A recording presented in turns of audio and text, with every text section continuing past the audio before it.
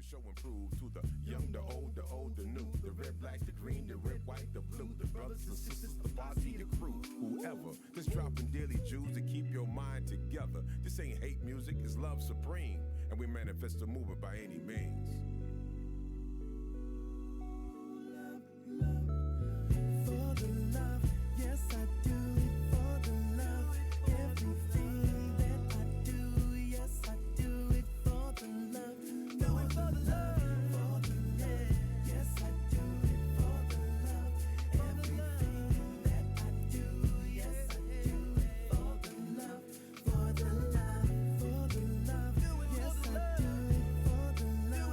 Everything that I do, yes I do it for the love. Do it for your mama, for the love. Do it for your mama, for the love. Do it for your brother.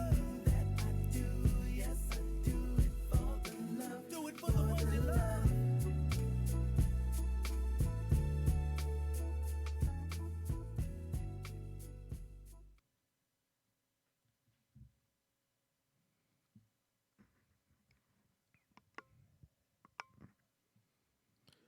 Yo, yo, yo, yo, yo, what up, what up, what up? It's the R&G Podcast. I'm Gerald. I'm Ron in the building, in the flesh. You know what I'm saying? Happy to be here.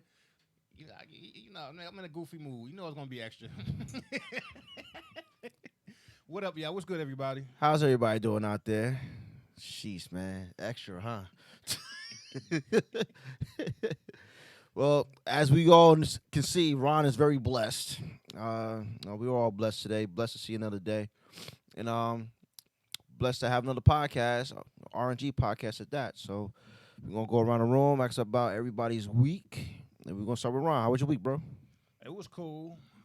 Usually, it's a podcast, so, at my job, I was a couple podcasts ago, I celebrated my promotion. You know what I mean?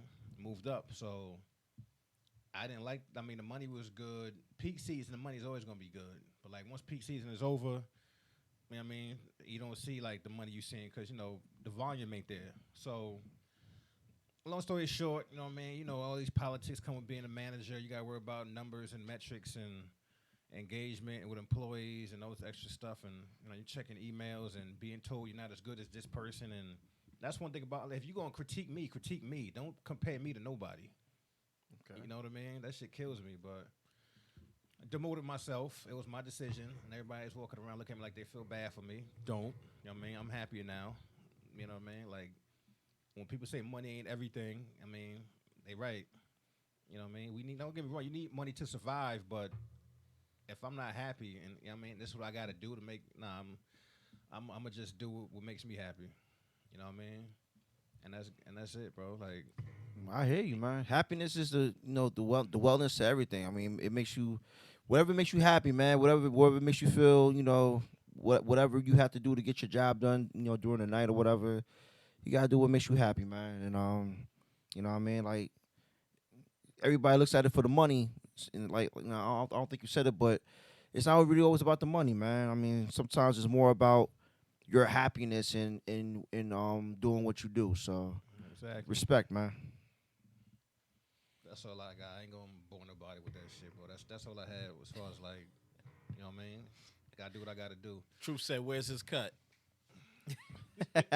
What up, Truth? That's my answer. What up, Truth?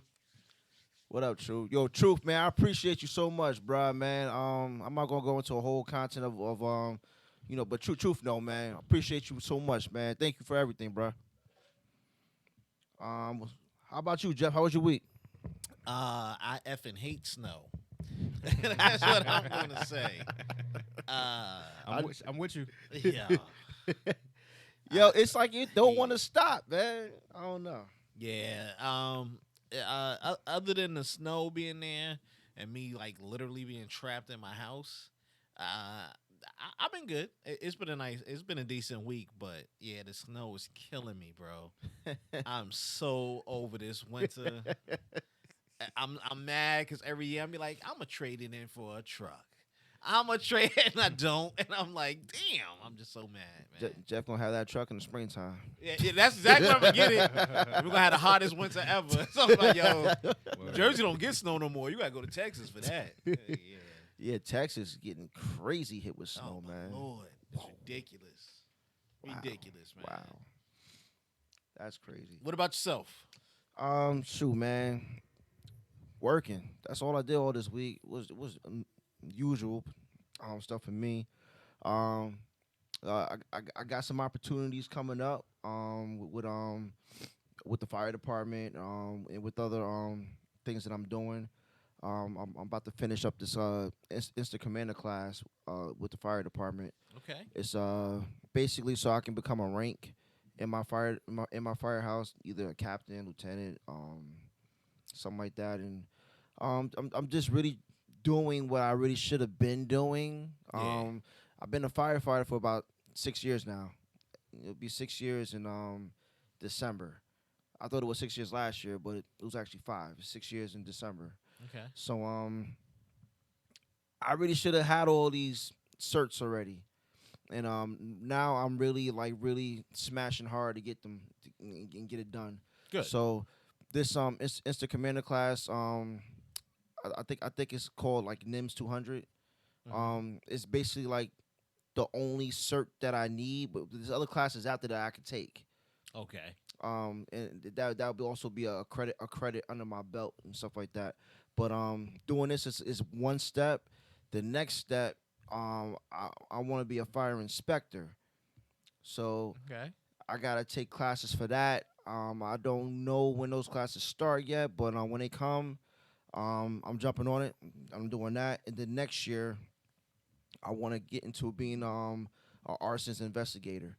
So like I said, I got a lot of things on my plate that I'm trying to do, and it's just something like I said, it's things I should have done maybe like in year 2 or year 3. Yeah. You know what I mean? I would be solidified with those 2 jobs, and they're well paying jobs. Arsonist investigator, basically, when there's a fire and they suspect anything suspicious of it, that's the only time you get called in for fires like that. Okay. And fire inspector, everybody know what a fire inspector is. A lot of people hate them because we kind of shut people down or whatever. But I mean, it's progress for me, man. It's pension. You talk about pensions. You talk about medical and health and all that stuff.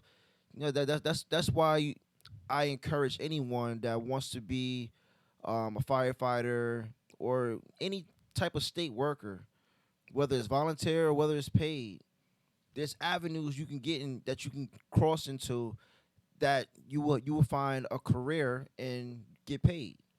You know what I mean? So I got my foot in the door, my foot been in the door, or feet been in the door. So now I just gotta keep climbing the ladder, man, and keep on pushing. True, man. Stay at it, bro. So yeah. That's all I've been doing all this week, staying at it, staying at that. And like I said, I got a lot of other opportunities coming, and stay tuned. Stay at it, man. Yeah. And when I set them fires, I'm gonna need to get off. So you know what it is. I mean, Yeah. sound like a setup, bro. I'm just saying. If Nah, you setting them, look me out. That's it.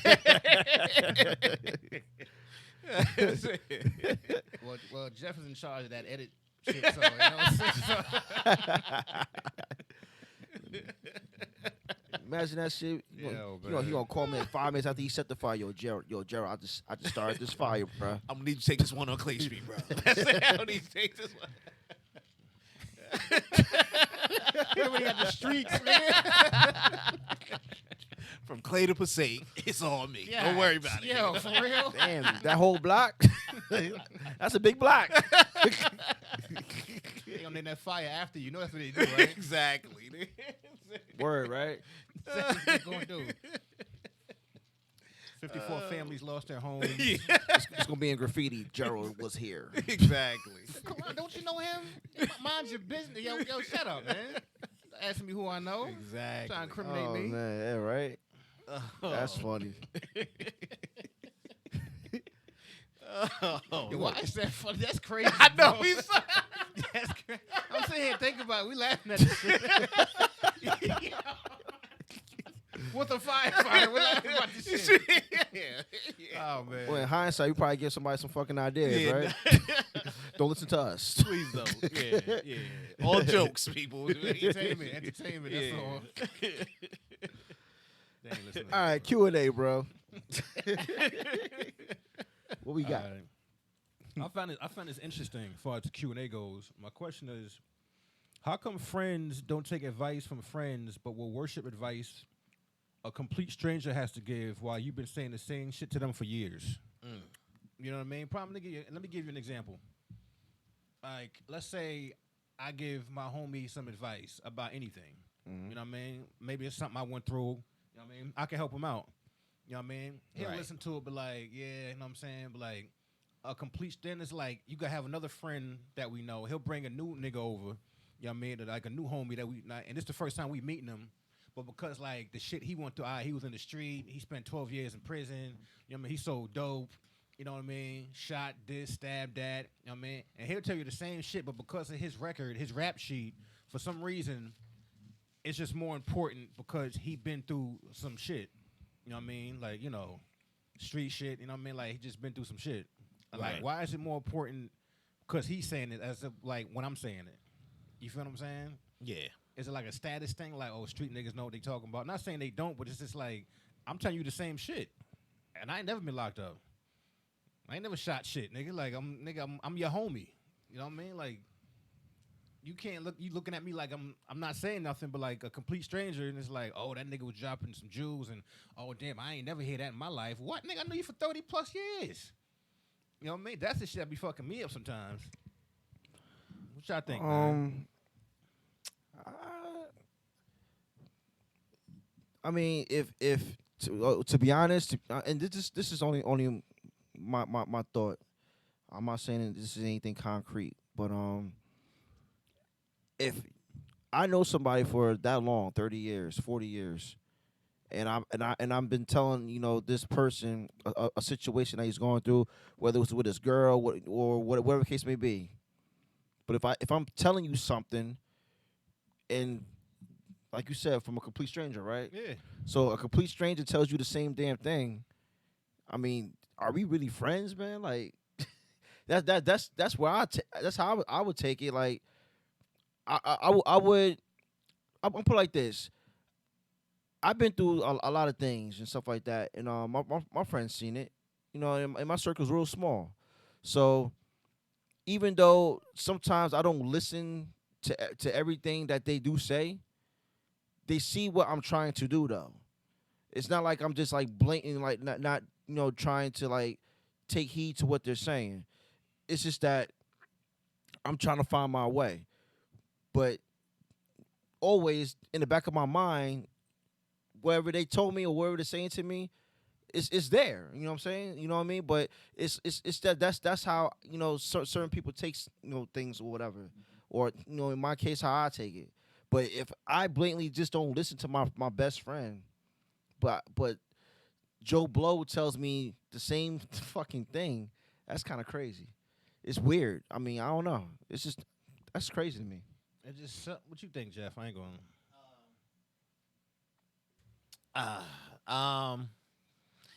It's like what you said. It's human nature that we always do this for some reason, you know. We always look to take the advice from the person who's going through it, even though we don't never take it from a friend who said the exact same advice. Yeah, before we go, you know, and there's been there, right? Or you could say parents too, your mom and your dad. Yeah, that too. And then the crazy part is we don't listen, and the parents been through the shit. Like I went through that shit in '84 or something, you know. Yep. I tell you that. It's weird. It's all human natures. All humans do it. I don't care what the race is, creed, whatever, guy, girl, black, white, whatever. Mm-hmm. It's a weird thing that we all end up doing for sometimes. I try to talk myself out of that when I find myself going through new things like this. So like if Ron gave me advice or something, I'd be like, that's funny. Ron just said the same shit that Joe, you know, that JoJo's saying. I try to relate it, but I know it's something I need to pull myself out of and do it. Yep. It won't be nothing like, yo, Ron said do this on Tuesday and I'll be rich. You know what I mean? And here come Thursday and I'm broke as a joke. Nigga, did you do it? Like, no. You know what I mean? It's wild and crazy, but it's just human. It's sad, but it's human behavior, expectations. I don't know why. But it's something. It's one of those things I have to talk myself out of. Like, be like, all right, make sure you do it. Make sure you do this. You know. Yeah, because people I'm cool with, friends, family, and all that shit. Like them, the people that seen it. Them, the people I have these conversations with. Yeah. I'm not having this conversation with a complete stranger. You know what I mean? Now, if you the friend of a homie and they bring you through and we talking, okay, you just happen to be part of this conversation. Mm-hmm. You know what I mean? But I'm looking for my homies like for advice. You could chime in, but I don't know. You know what I mean? Like, not saying like the shit you saying is wrong. You know what I mean? But it's just like they've been there. They seen it. You know what I mean? Like, Right. I've been there. I've seen it. Right. You know what I mean? So when jewels and gems is being dropped, and it's like it seemed like it falls on deaf ears. Yeah. You feel me? And it's like, Yeah. like, bro, it's. Yeah. I'm like, all right. You know, it's that age-old saying, and I mean, I didn't realize it until like in my 20s, but it's like you can lead a horse to water. So you can write down all the rules in the rule book and be like, here you go, son. You know what I mean? But that don't mean he gonna read it or he gonna absorb the shit and be profitable or knowledge, you know, or gain any type of thing from that knowledge that you put down. You know what I mean? It's crazy. It's wild, bro. It's wild. Yeah. Shout out to everybody watching. We see you guys just popping in and out of the room there. What up? Yeah, what's going on? All right, so what's the second Q&A we got, bruh? Second Q&A.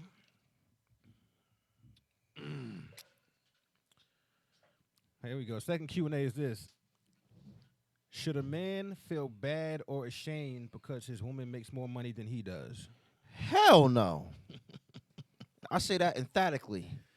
I'm going to say it again. Hell no. Look, man, and I'm not saying this to be funny, man, because we're all in it together. You know what I'm saying? I mean, if I make more money than the girl I'm with, or my girl, I should say, my girl, if I make more money than her, or if she makes more money than me, look, I mean, we're still taking care of things together. I mean, you know, house, kids, cars, you know, her car, my car, whatever the case may be.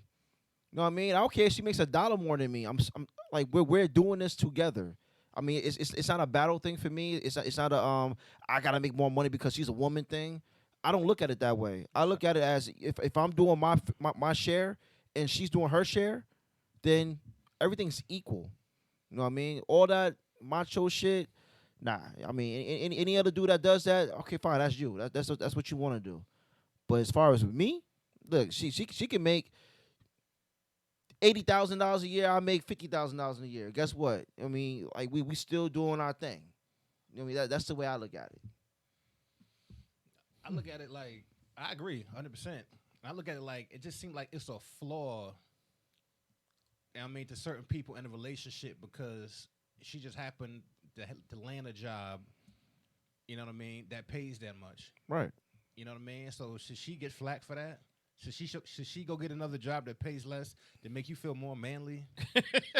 That sounds You retarded. feel me? It is. It is. You know, I we don't wanna can't eat fuck up this your week. ego, so Like, you know baby, what I mean? I know you make 60,000, so you know what? I'll get another job where I make about 35,000. Okay? No, that's we're not doing that. And and that's when the ego comes in. But at the same time, you realize what y'all was paying on probably ain't like really like footing the bill for because you want her to get like a lower income paying job now. Yeah. You know what I mean? Like the shit you used to. Oh, we can't pay for this because now you work over here. You're not making what you used to, and the shit I got used to. You know what I mean? Like I don't. That shit. It's just like. All right, but think about it though. Now, say your girl makes $70,000 a year. You make $40,000 a year. The man makes $40,000, right? Okay. Now something happens. She loses her job. She messed up on some money, messed up on some bills. Is that really gonna run you back because you only make $40,000 a year? No. Nah. You can still chip in. You can still help out. Do what you can. Help pick her up. You know what I mean? Yeah, you're right. There's more things to that in a relationship. So if you're in a relationship with somebody, I mean, all right. I got to tackle this question in two ways, right? Okay. Deep breath. If it's a significant amount, you know, yeah, something got to get done. Either you're going to have to help somebody prove it. So, like, if you're a lawyer and the motherfucker's working at, like, a McDonald's fry Walmart. cook part-time, you know what I mean? Like, one of those shit, you're not even full-time at McDonald's, because I can't knock McDonald's. They give you management for 45, nigga. You can still you can do some things. Yeah. You know, but if you just a fry cook on every other Sunday, nah, nigga. Every other Sunday. Yeah. You know, if it's that type of difference, I don't know. You got to be feeling yourself and got to see what you can contribute to the relationship. Other than that, but like if it's just like, yeah, if I make 45 and she making 65, I'm not worried about it. You get what I'm saying? Because Right. at the end, if I'm making enough for us to pay for our stuff together, and I still have my own, you still have your own, and we still, we still living decent or whatever we want to do, I'm not complaining. You know what I'm saying? Like, she may feel a certain way, but if I'm coming up with my half, or I can provide for those other things, I don't see a problem with it. Right. Yeah. You know what I'm saying? I don't see a problem with it, but I can definitely see it if it's a significant, substantial amount. Yeah, it's gonna be a problem. Yeah. You ain't lying, bro. You can't come in with 10 grand. Talk about ready to go to Hawaii.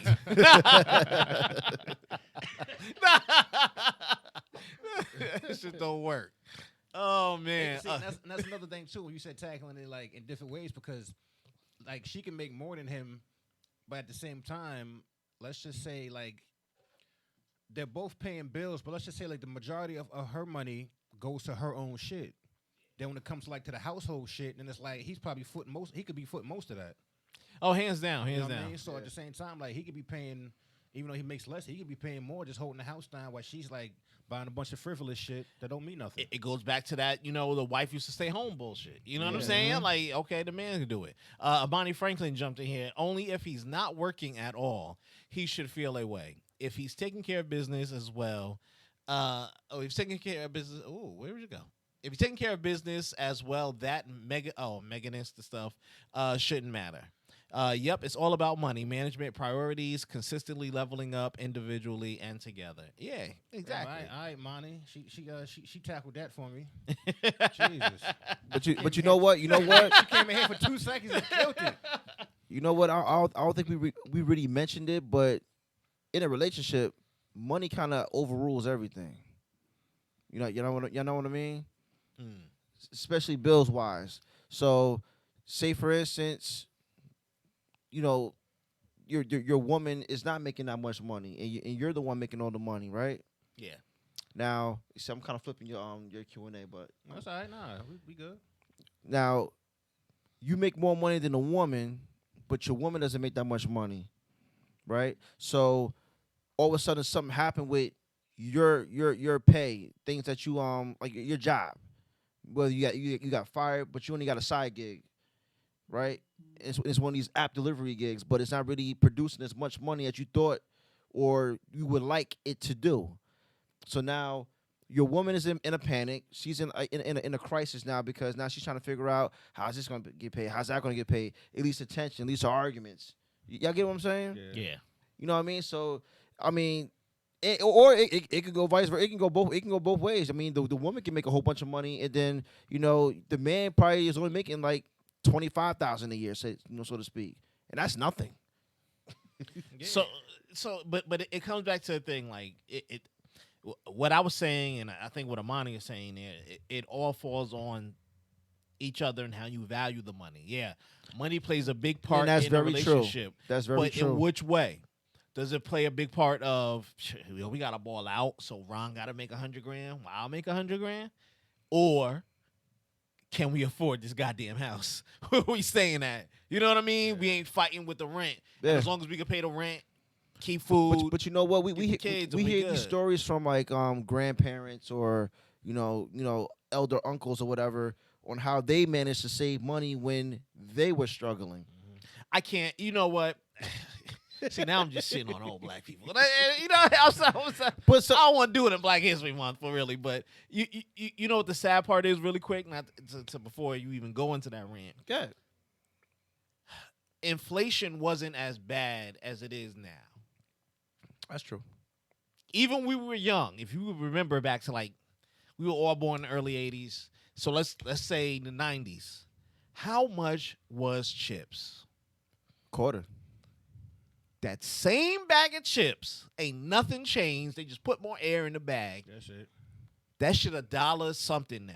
75. Plus it's over air. $2. Yo, yeah, but I'm just giving the shit for inflation. Why? Yo, when we first started driving in high school, gas was under motherfucking $2. It's Like I'm saying, under $2, under it was $1. about $1.50, $1.75. No, it was cheaper than that. Cheaper than that. I looked at the old picture. I had a picture with my first Honda, and I looked at the shit. I was like, oh shit, that shit was under $1 for regular, bro. I wasn't doing super, but I'm just saying.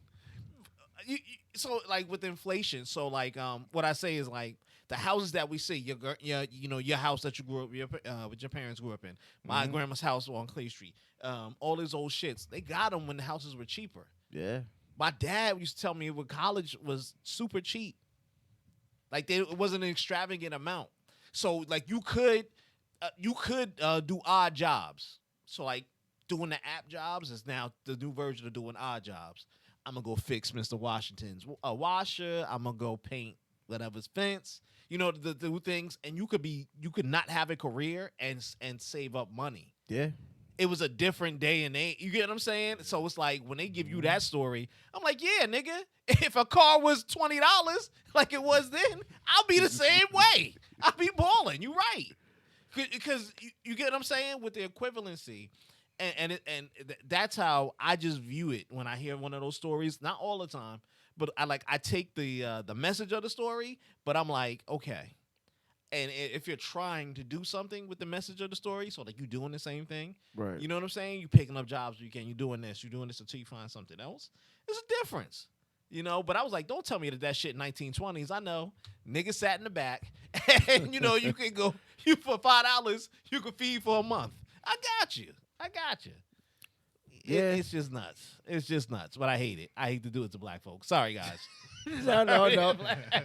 but you're absolutely right. But you know, it's with some of those stories, you kind of like, damn, like my aunt out of May, she used to work at the Nabisco, but this is like, oh, you talking about like back in like I want to say maybe the 60s or the 70s, because the Nabisco was there. I still think around, since the 50s or whatever. Yeah. But when she started working at the Nabisco, she was only getting like 75 cents an hour. You know Look at what I that mean? bullshit. 75 cents an hour, nigga. I mean, I know, but I'm just saying, 75 cents a nigga. That's what I'm saying. It's crazy how like, I mean, shit. When she told me, I'm like, really, 75 cents an hour? Like, damn. But that's how she started out. Right. But how she saved her money, like when she got paid, whether it was every week or every 2 weeks or whatever the case may be, right. she would just like really like pay what she had to pay, because everything for the dollar back in those times ain't like it was here. You make 75 cents an hour now, you can't pay for nothing. You know what I mean? So back then she was able to, like, you know, put some money aside, or, you know, put some money away and, you know, pay rent, or do this, do that. Have her way to work back and forth. My kids, Sierra, her grandmother. I told you she's from the South. She's from Georgia. Oh, but wow. When she moved up here to Jersey, she moved to East Orange. She lived there. Yeah, and that's where she still is. And she told me stories of how she had a penny pinch and, you know, save, you know, the money, and she was actually walking back and forth to her job from her house to the hospital she worked at over there. Okay. So, you know, they have all these stories, and it's something that we should actually, like you said, Jeff, you know, they mean well when they say it. Right. Understand what they're trying to say, because things that we're going through now, especially in relationships, or if you got kids with the woman you with and things like that, you gotta find out, you gotta figure out ways how to you know, save money, so that way you're not penny pinching, because nobody wants to penny pinch. You want to be able to pay your bills and still have a nice little bit of money left over where you could take your lady out to eat somewhere, buy your kids something or treat yourself. You know what I mean? You should be able to do that. That's really supposed to be the American way, right? So I mean, Allegedly. yeah, allegedly, right? So I really feel like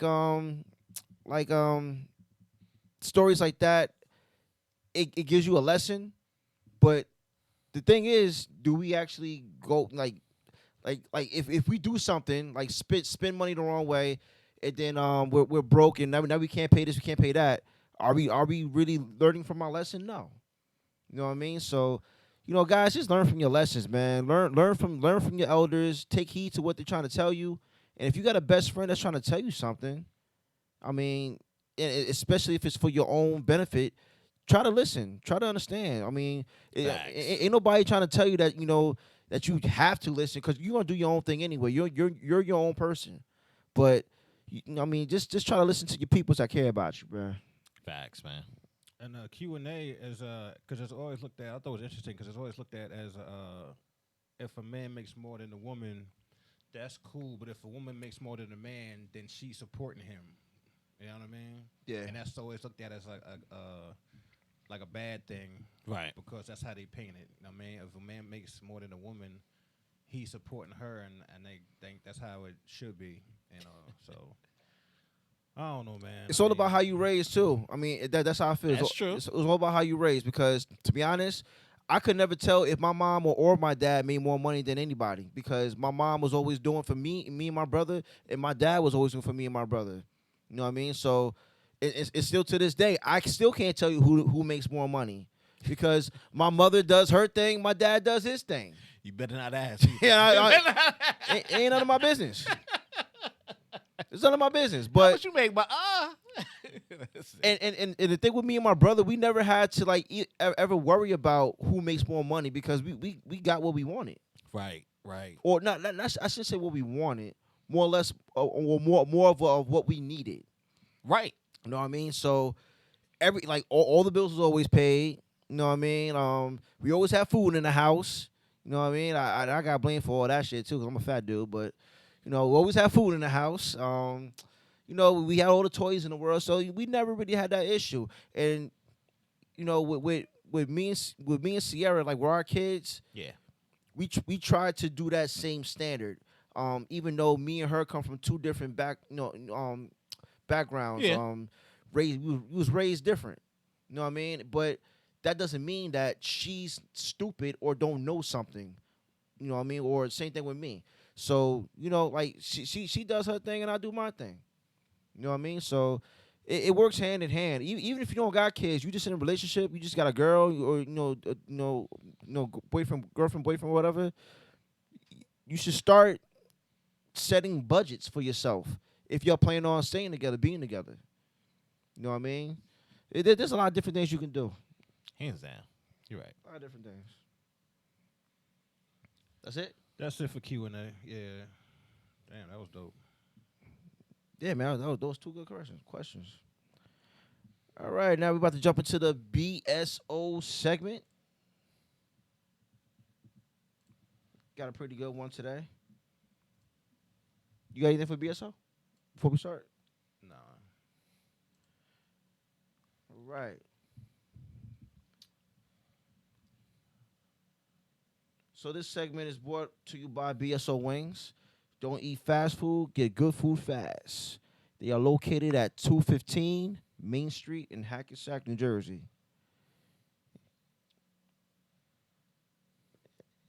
Any other words? Y'all was mad quiet. I'm sitting there waiting. Like, y'all good? Nah, because every time I say BSO Wings, he's like, yo, man, those burgers. You know what I mean, I guess not today. But since you brought it up, God damn. nigga. Oh, man. Jesus. Nah, go ahead, bro. The burgers is on point, though. Damn. All right, so we talked about the Super Bowl last week, and Tampa Bay Buccaneers, they won the Super Bowl. And congrats again to the Tampa Bay Buccaneers. But my bad, bro. There's a little controversy with this parade that happened on the water. Okay, so Tom Brady, he was really fired up. He had a lot of tequila shots, allegedly. So he says he was probably smoking too. But anyway, Oh Lord. but anyway, he was very very highly intoxicated. He actually tossed the trophy from one boat to the other boat, and thankfully the trophy was caught. So after that happened, a daughter of the Lombardi Trophy designer wants an apology from Brady. She felt very appalled by it. She thought it was very disrespectful to the trophy. And get this, y'all, she's not even a football fan. She only watched the Super Bowl because they give out the Lombardi Trophy at the end of every game of the Super Bowl. That's fair enough. So no, it's whack.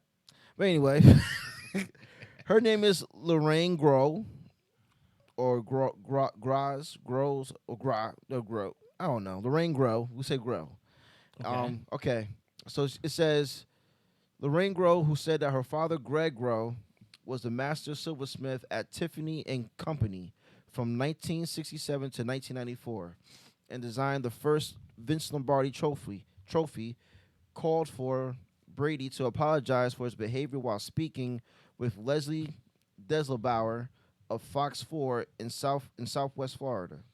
So basically, a news reporter was talking to Tom Brady, and he was very, very, very intoxicated as he was talking. But I mean, look, you know what? I'm condoning this behavior, man. No. I'm condoning this behavior. You know why I'm condoning it? Because look, the man just won a Super Bowl. Okay, he left New England because he wanted to change. He got tired of the Bill Belichick way, the New England way. He came to. It's like when LeBron left the. Well, it's a horrible comparison, but y'all gonna get what I'm saying when I finish. It's like how LeBron James left Cleveland the first time to go to Miami. He wanted excitement. Well, he wanted a ring too, but he wanted excitement. It was exciting. It was a fresh start, a new clean slate. It was a new beginning. Okay? So listen, all this, he needs to apologize about throwing a trophy. I mean, come on, the trophy didn't fall in the water. And they're football players. They caught it. I mean, come on. Let's be honest though, and we had this conversation. I wasn't even a conversation. It was just like we spoke about it like a little bit, and we all know if that trophy would have won the water, you know what I mean? Man. 50 scuba divers on deck, you know what I mean? On call, on standby. You don't even see them. That's how ill it is. You don't even see them. Exactly. Two of them chicks would have jumped in there after Yeah. like, you go get it. Or they probably got them swimming underneath water with the tanks on their back already, like just in case it drops, like we got it for you. Somebody would have saved Nothing's it. gonna happen to the trophy. It- I agree. And honestly, I agree. I agree with G. Like he just won a Super Bowl. He's drinking. He's celebrating. You know what I mean? Like what did he do? Did he set the torch? Did he set the trophy on fire? Right. You know what I mean? Did he draw on it and with a Sharpie? Like Tom was here. No. that'd be whack too if he said that shit on the trophy. Yeah. Tom was here. What is that? 90s was here. Remember that WUZ? Yeah. Oh Lord. Anyway, yeah. See, The I'm first, showing my age. I don't care. the first Batman, when the Joker wrote that shit, Joker was here. But anyway, But like you were saying. I agree. I mean, he didn't. And on top of it, what's her name? Lorraine G. I'm gonna call it that. Lorraine G. Range. Yeah, I butchered the last name. I apologize. I apologize. You know, Stuff but with I'm it. just saying. But she ain't that important. She just complaining about the trophy. You know what I mean? So Yeah. Yeah. Okay, Ron. Whatever you say, boss. Go ahead. Nah, Lorraine G. I'm just talking trash, by the way. But anyway, Lorraine G. Like, and you just said she doesn't watch football. Is she like related to somebody that created? She's related to the silversmith that created the first ever Lombardi trophy. Okay, so it's not a disrespectful thing. They didn't do what they did to LeBron jerseys and start torching them on Oh, fire. burn 'em? You know what I mean? It's like, Yeah. bro, he's tossing a trophy and somebody caught it. Like he wasn't on camera. Like I don't know, man. People, this is like the most, and people say it all the time. And I mean, I'm not jumping on no bandwagon. I'm just saying it's true. People, this is like the most sensitive era that we've ever had. Like to the point, like nobody can say or do anything. Right. And I mean, people looking for a headline, and you do one little thing. Tom Brady's big. That's why the story's big. You know what I mean? Like I get it. You know what I mean? So if a lesser known football player did it, you know what I mean? I'm not saying it wouldn't make headlines, but it really wouldn't be, you know. But it's he's celebrating. That's all I can say, man. I'm not mad at him. I gotta read this real quick because this article gets more weirder and weirder. Go ahead. Okay, so About the trophy? yeah. So she goes on to say the event caused enough stress to affect her ability to sleep because of how her father's hard work was taken lightly. She said, I've seen this trophy being made at the factory at Tiffany's, and it's a beautiful trophy, Gross said. My father had to chisel the seams, and he had to, I'm sorry. He had to chisel the seams by hand. There is a newspaper article that shows him working on that trophy. The ball is hand-formed, and the base is as well. Oh, my God. She normally okay. This is the other part. The part I was talking about too.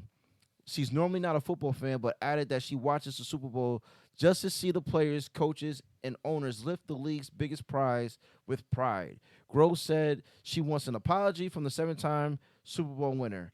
I personally would like an apology, not just to me and my family and the other silversmiths, but the fans. All the football fans, the other team players. Boo, hoo. Drops the mic. What the hell, man? Like, yo, you know what? I can't believe I just read all that. And that shit was really, really boring. I think I cracked my phone. What you say about yo. Truth jumped in here. First he said, where's my cup? Then he said, tell her ass to go sit down. And exactly. Yeah, man. Oh, my They need to go sit God. down. Like, that's boredom. Holy crap, yo. That's nobody. I didn't see no sign of disrespect. But you know what? That's the only person complaining though. Is her. Like nobody else complaining about the shit. Matter of fact, everybody's enlightened by the fact that Tom Brady was drunk as fuck at a parade. Yes, he's a human. Now drop the mic. Exactly. Shit. God damn. Can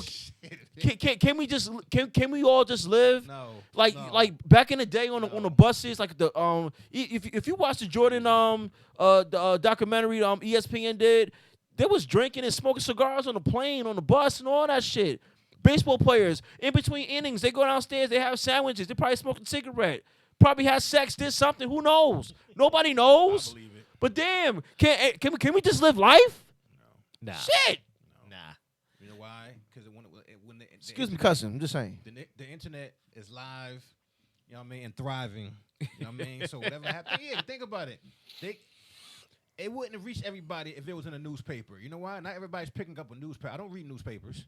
You know what I mean? Even when there was no internet, I'm not reading newspapers. You know what I mean? But internet, click. Oh, you got a phone? You got the internet.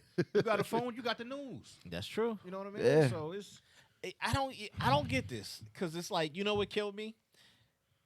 Obviously, they've remade this trophy since her daddy did it. He just made the mold. Yeah, he put in the work. Hopefully, he got paid for it or got a piece or still gets a piece.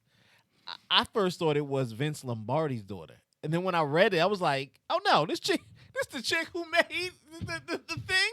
Come on, bro. Oh, so you read it too, right? Yeah, I was like, Yeah. Nah, bro, you good. Go ahead. You trying to get 15 minutes of fame off of this. And it's like you said, Jeff. The dad made the mold for it, and the commissioner at the time, I think his name was Pete Rozelle. Yeah. The NFL commissioner. He met up with him, saw the mold. Oh, I like it. Nice. Let's go with it. Do it. Yeah. And that was it. Yeah. Like, come on, man. We making it. I mean, look, and I'm not trying to disrespect this lady. I forgot her name already, Miss Grow. I'm not trying to disrespect her or the legacy of her father, but not at all. we're going in this a little too deeply. You know what I mean? Like They didn't take the trophy that he just made. Yeah, thank you, Ron. it wasn't. Thank you. It wasn't Chiefs versus whoever they played back in Super Bowl I. Exactly. It wasn't them, the Packers. Like, yo, It wasn't them. like, don't squeeze it too hard. The mold is still settling. You can't even touch it. They got it on a moving tray with wheels. Don't touch it. You know what I'm saying? You can't pick your own. I earned man. this. I can't touch it. No. All right. She went in too deep with this, man. But My daddy had the chisel in the corner. My grandma picked cotton. Get the fuck out of here, lady. You can't. we can go there too. Exactly. She don't want that smoke. We Exactly. can go there. You see that jersey? That's all me. Nigga. Fuck that. Oh man. The pants? That's Gerald's family. Nigga, fuck out of here. Fuck outta here. All right, You but see that? we're, That shit could twist and turn. You don't want that smoke. You don't. we're all in agreement though, man. Brady does not need to apologize for shit. Oh man. See, that's what I'm talking about. They try to take everybody, not everybody, but like, I don't know. It's just like I think it's pure boredom. It's pure boredom. Yeah, they looking for shit. You know what I mean? They looking for What shit. you gonna do? What you gonna tell Brady he's wrong for drinking? He's a grown man. He just won a championship. Even if he did it, he's a grown man. He can't have a sip. You know what I mean? I don't know, man. It's the most sensitive era ever, man. And it ain't gonna get no better, in my opinion. But people gonna complain about everything. I just don't get it. Let that man live. Yeah. Okay, so that was today's BSO. Oh my God, it should give me a headache. I ain't gonna lie. That was today's BSO report, man. Oh my God. Once again, check out George at 215 Main Street. You know, his like we've been saying every week, man. This food's amazing, y'all, and he's open and rocking. He's open. I believe. Well, I don't know the schedule for today. He normally posts it throughout the week or on the weekend if he's open late. But I'm pretty sure it's Saturday today. He probably will be open late. So go check him out. BSO Wings. You won't be disappointed. You know what? We gotta order some wings one day. Word. Just start I don't slapping know what up time here. he's gonna be cooking, but yeah, we gotta order some wings one day. Just eat them up here. Yeah, we gotta ask him. Yeah. I'll ask him today. Come on, I'm tired of eating this crappy McDonald's, but just, yeah, Yeah, man. Cut that shit out. yeah. I ain't gonna lie, man. I got me another I got that $3 bundle because it was just something quick and fast. But yo, that McChicken sandwich didn't taste right. It probably wasn't right. You know It's what I'm like bone, like when last time I had a McChicken, it was like bone gristle, like you biting something hard. Oh yeah. Then it don't help you. Like you got like a half a spoon of mayonnaise. I'm talking about the spoon like you mix cake batter with. You know what I'm saying? on that little ass piece of bread. Like bro, I'm about to get sick. Like, really? I don't put this much mayo on a hero sandwich. Yo, what's that restaurant that's king of the meats? Arby's. We need one around here. I saw an Arby's sandwich, man, and it's stacked with every meat that they make that they have. That don't mean it's good. I'm saying I hope it's like one slice per. I don't care. I was just. I don't care. I want to try it. That shit was stacked, man. You got the steaks, you got the chicken tenders, and you got it's stacked. I want to try it. How tall is it? I don't know. Let me see if I can fit. No, I'll see if I can try to send it to Jeff. Let me see. An Arby's sandwich. Arby's new sandwich. Jeff, if you find it, you see it, put it up there. Oh my God, there it is right there. God damn, look at this shit, man. Look at that shit. Oh damn! Look at that shit. Look at that. Nigga, that's the cow. Nigga, who eating that shit? Me. Jesus. I'm trying that, boy. I ain't even asked to make the picture bigger. Look at it. You feel what Yeah, I'm saying? you really did. You was just like, yo, oh, hey. Jesus. That is stacked. That looks gorgeous. Nah, nigga. Yes. I'll take the one at the bottom. Where's the nearest Arby's? The regular looking one. Somebody direct me. Ugh. That's too much, man. Yeah, bro. Come on now. Too much? Yo, bro, like this was like this. Man, yo, And that's just the picture. come on. Hey. We ain't say Even if you smash the sandwich sit down, down, it don't get no yeah. better. Then you got mad grease and shit dripping. It's like one piece of bread. That shit soaked up, gone. Like the meat alone might make you sick. It's like too much of it. Not enough Yeah. bread. I'm gonna smash that sandwich when I get it, man. No, nigga, you gonna have a heart attack on that sandwich. That's the fuck. But- But you sit there grabbing your chest. I'm just saying Two more it's only Nigga, gonna be fuck a outta one time thing, man. No, it ain't. Yeah, well, No, it ain't, nigga. That's like drugs, nigga. That's a gateway. ain't no Arby's nearby here. That's it. It's like the gateway. Like, yo. This nigga called my death. It was just a Damn. little bit of crack. I don't know what happened, nigga. Fuck, that's that shit. I just want to try it one time, man. All right, we gonna move to sports. Arlene jumped in here. She said it was yuck. When I get that sandwich though, I'm gonna go live eating it. Yeah, you would. You would. Yeah, nah, please do. I want people to see that sandwich, man. Please do. Don't get no mayo on that shit either. Oh, nah. I mean, I like mayonnaise, but then I don't like mayonnaise. Like, I don't like a lot of mayonnaise. I like mayo. You know what I do? I like mayo. Like, if I put it on, I scrape it off. And then whatever's left on the bread, that's how much I use. Like, Whatever's soaked into the bread, I'll eat that. Yeah. I mean, I know people that, and this is disgusting, but I've seen this. I witnessed this. I've seen people actually dip their sandwich in the oil and in the mayonnaise. Nah, nigga, not the. Oh no. Like, we yo, going back to I ain't gonna say middle school, Yeah. nigga. that's crazy. I ain't gonna say no names, but if you ever see this podcast, you know who you are. Nigga probably got a clogged artery now. God damn. That No was wonder bad, my bro. left one don't work. You ever seen somebody get a sandwich? They didn't put the mayonnaise. He didn't put the mayonnaise on the sandwich. He put was it in the dipping middle. it, yeah. No. It was a big white. You ever see somebody Yeah. scoop mayo and just whap it like that? Like Yeah. it was that Oh. much, but it was in the middle. The sandwich is open. It's in the middle. It's not even on the bread. It's. Damn. Oh, I'm getting sick. Yeah, what we talking about, man? Yeah. But we're about to talk about sports. Nah, let's go. Logo, please. Oh God.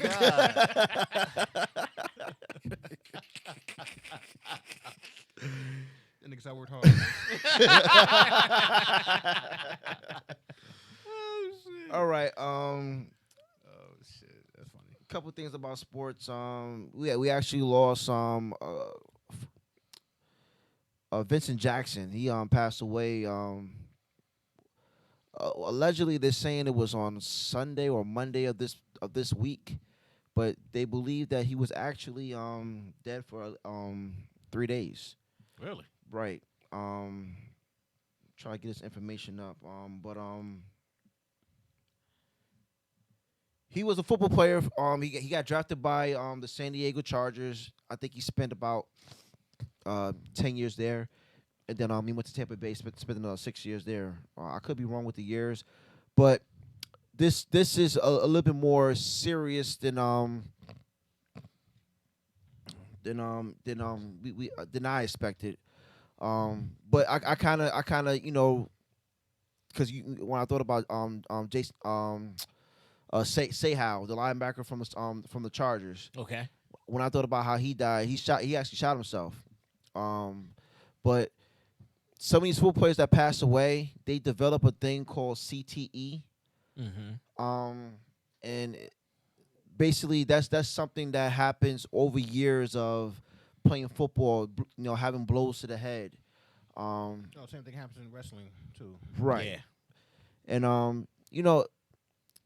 I just wanted to kind of talk in this in sports about kids playing football, because of what we're learning from CTE, it starts at a young age. Now my son, he's been playing football since he was 6. Yeah, since he was 6. He's gonna go into his 5th year this year if we have a football season. But I never really, and not that I ignored it or ignored what's going on. And also Vincent Jackson's family said that they're gonna donate his brain to other hospitals so that way they can learn more So they can about study it, yeah. so they can study it. They did the same thing else with Junior Seahaw's brain, and there's a couple other players that actually passed away from this type of brain disorder. But sometimes when parents come to me and ask me, is it safe for our child to play football, or they'll give me their reason why they don't want their child to play, and they'll tell me what they're nervous about, what they're scared about. I don't never really try to convince them. I mean, especially if their child is a pretty big boy or whatever, and I can do something with it, but I don't never try to do it for my own intentions or my own greed. But I always try to explain to the parent straight up that we try to teach the kids that we coach the most proper way possible, especially the more updated way from the USA Today's type of techniques of how to play the sport. That's the only thing we could really tell them. It's really entirely up to the parent if your child is gonna play ball or not. Um, and if you decide to let your child play, we're gonna do the best we can to keep your child safe. But the only thing we cannot tell you straight up that there won't be no head blows. That's gonna happen. Football's a violent sport. You know what I mean? Let me just read this real quick. Yeah. Because you're talking about CTE, and I wanted like the actual definition. I didn't want to come up here just guessing. It's a progressive and fatal brain disease associated with repeated traumatic brain injuries, TBIs, including concussions and repeated blows to the head. It's also associated with the development of dementia. Yep. So you can actually develop dementia at an early ass age Yeah, that's true. because of that. And the other thing too is remember he's from Garfield. What the hell is his name? He's a wide receiver. He used to play for the Jets. Wayne Corbett. He used to play like, and he was a small guy. You know what I mean? But he played hard, and the way he played, I wouldn't say it was rough or whatever. The way he played ball. He played football.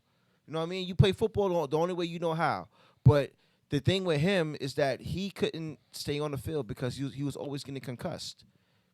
He was always getting concussions, and it really made him have to retire early. And it's a good thing he did retire because it got to the point that he was losing his memory. That's how bad his concussions were. Yeah. There's a story that I read a couple years ago that he got lost driving his car. That's how bad concussives was. But we're not talking about him being on a concussion. We're talking about him not even playing football anymore. He was already retired. He was driving somewhere and he was lost. Even with the GPS, he was lost. There's still times he has to sit in dark rooms. You know what I mean? And I'm not trying to scare any kid or any parent away from having their child play football, but these are some of the repercussions that you have to deal with if things ain't done properly done right. Now, like I said, I can't promise you ain't gonna be no head blows because it happens. You know what I mean? There's so many times even in practice, I'm trying to teach these kids or tell these kids like, listen, you gotta tackle with your head up. You got kids trying to tackle with the crown of their helmet, and they're hitting the crown of their helmet either in the side, in their side, or helmet to helmet. You know what I mean? And it's hard. It's hard trying to teach this technique. You know what I mean? I should say it's hard because it's not really that hard. It's just that you really got to be on top of the kids to do it the right way, if that makes any more sense. The more we're on top of it, the better off kids will be. But it's just a touchy deal. I remember Kara, she said, she put a post on Facebook about football and wanting, like, thinking about letting her son play. Yeah. And I was trying to convince her. At that point, I was trying to convince her. But I was trying to convince her to actually do it. And I just told her I told her all the bad things, but I told her the good things that can come out of it too. You know what I mean? Because there's all good things that can come out of football. You know what I mean? So, but she never let her son play. So I guess she already had her answer. Like, it ain't happening. So here's a question for you. So do you worry about your son developing this stuff? I do a little bit more now.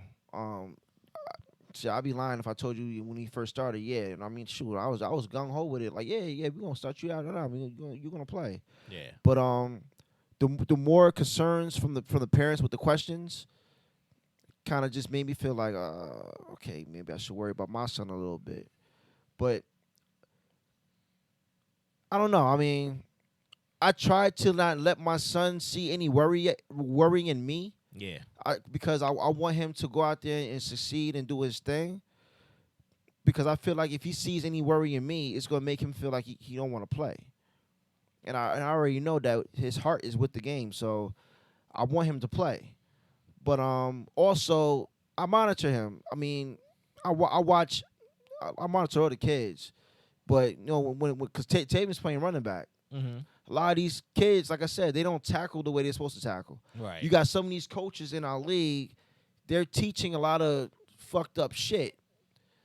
You know what I mean? And I just try to I try to make sure that with every kid that's on my team, because my son was on my team for about 2 years, Okay. and I try to make sure with every kid that I have on my team, I'm watching how they're doing everything that we ask them to do in practice. That's where it all starts. Everything starts in practice. You know what I mean? And that's with any sport really, but with football, it starts in practice. How our tackling sessions that we in my practice, we tackle for like maybe a half hour. Sometimes maybe 45 minutes, because that's how bad we was at tackling. You know what I mean? I saw kids, like I said, tackling with the crown of their helmet. I saw kids whiffing. Like, how'd you miss that whole tackle? And we were on bags, like, bro, like he just wanted to dive on the bag, like, hit him, man. But the most important thing that we're concerned about as coaches is tackling with the crown and the helmet, because that can cause paralyzation towards your spinal cord. Yes. And on top of that, you can still get concussions. So we teach tackling on different angles of like if we're in a game. Like we got I'll give you an example. Like we have one of the kids stand up, have his arm up, and we tackle with our head across going this way, across the numbers. Okay. We do it on both sides. And then we have our open field tackling, where we have one of the kids, he has a ball, and it's just an open field tackle, and we see how the kids react to that. Now, like I said, we have a long session with that, and the reason is because we got to get these kids into a position where when they're playing in the game, there's going to be mistakes, but we want to make sure that they're practicing, they're playing safe. Right. So we practice safe in practice, and we practice safe, and we play safe in the game. Gotcha. So we want them to take it from the practice field and bring it to the game time. That's very important. And a lot of kids, because I coach young kids from like ages 6 up until 10. It's really a 10U team, but the lowest age I take is 6 years old. Gotcha. So it's a bigger job on our end with the coaches I coach with, that's on my staff, because we had to kind of, and I don't listen, I don't like saying this, but it's like babysitting. No, I get you. It's man. like You gotta teach babysitting. 'em. Yeah, It's yeah, like babysitting, and when I say babysit, I mean like now they playing around or whatever. Babysitting, like we really gotta watch and key in on everything, on every nook and cranny. Like it's really difficult at that age. As they get older, I mean, things progress, and you see them progressing, which is a beautiful thing about rec football. But at that age, it's tough. It's just really tough. Yeah. So, but CTE is a very important thing. If any parents got any questions about anything I just said, I mean, if you're still confused, you got any more questions you want to talk to me about, feel free to reach out to me, or reach out to any of our Hackensack rec coaches. We'll be more than glad to talk to you about any fears you have, or whatever the case may be. You know, talk to us and let us know. But anybody else got any comments about CTE or Vincent Jackson or anything in general? Nah, I'm good. But tough loss though. He was really a standout player. I think he made a Pro Bowl 3 times or 6 times or something like that. You know, if what a lot of people say about him, he's really a good guy. I believe it. I believe it. He had a foundation that gave back to the community. It's just tough, man. And the toughest part about this is that he's our age. He was only 37, 38 years old. You know what I mean? He was born in 1983. He's our generation. Yeah, man. So that's the toughest thing that I took from it, and it sucked. So rest in peace, Vincent Jackson. Condolences to the family. R.I.P. Damn shame. But in other sports news, we'll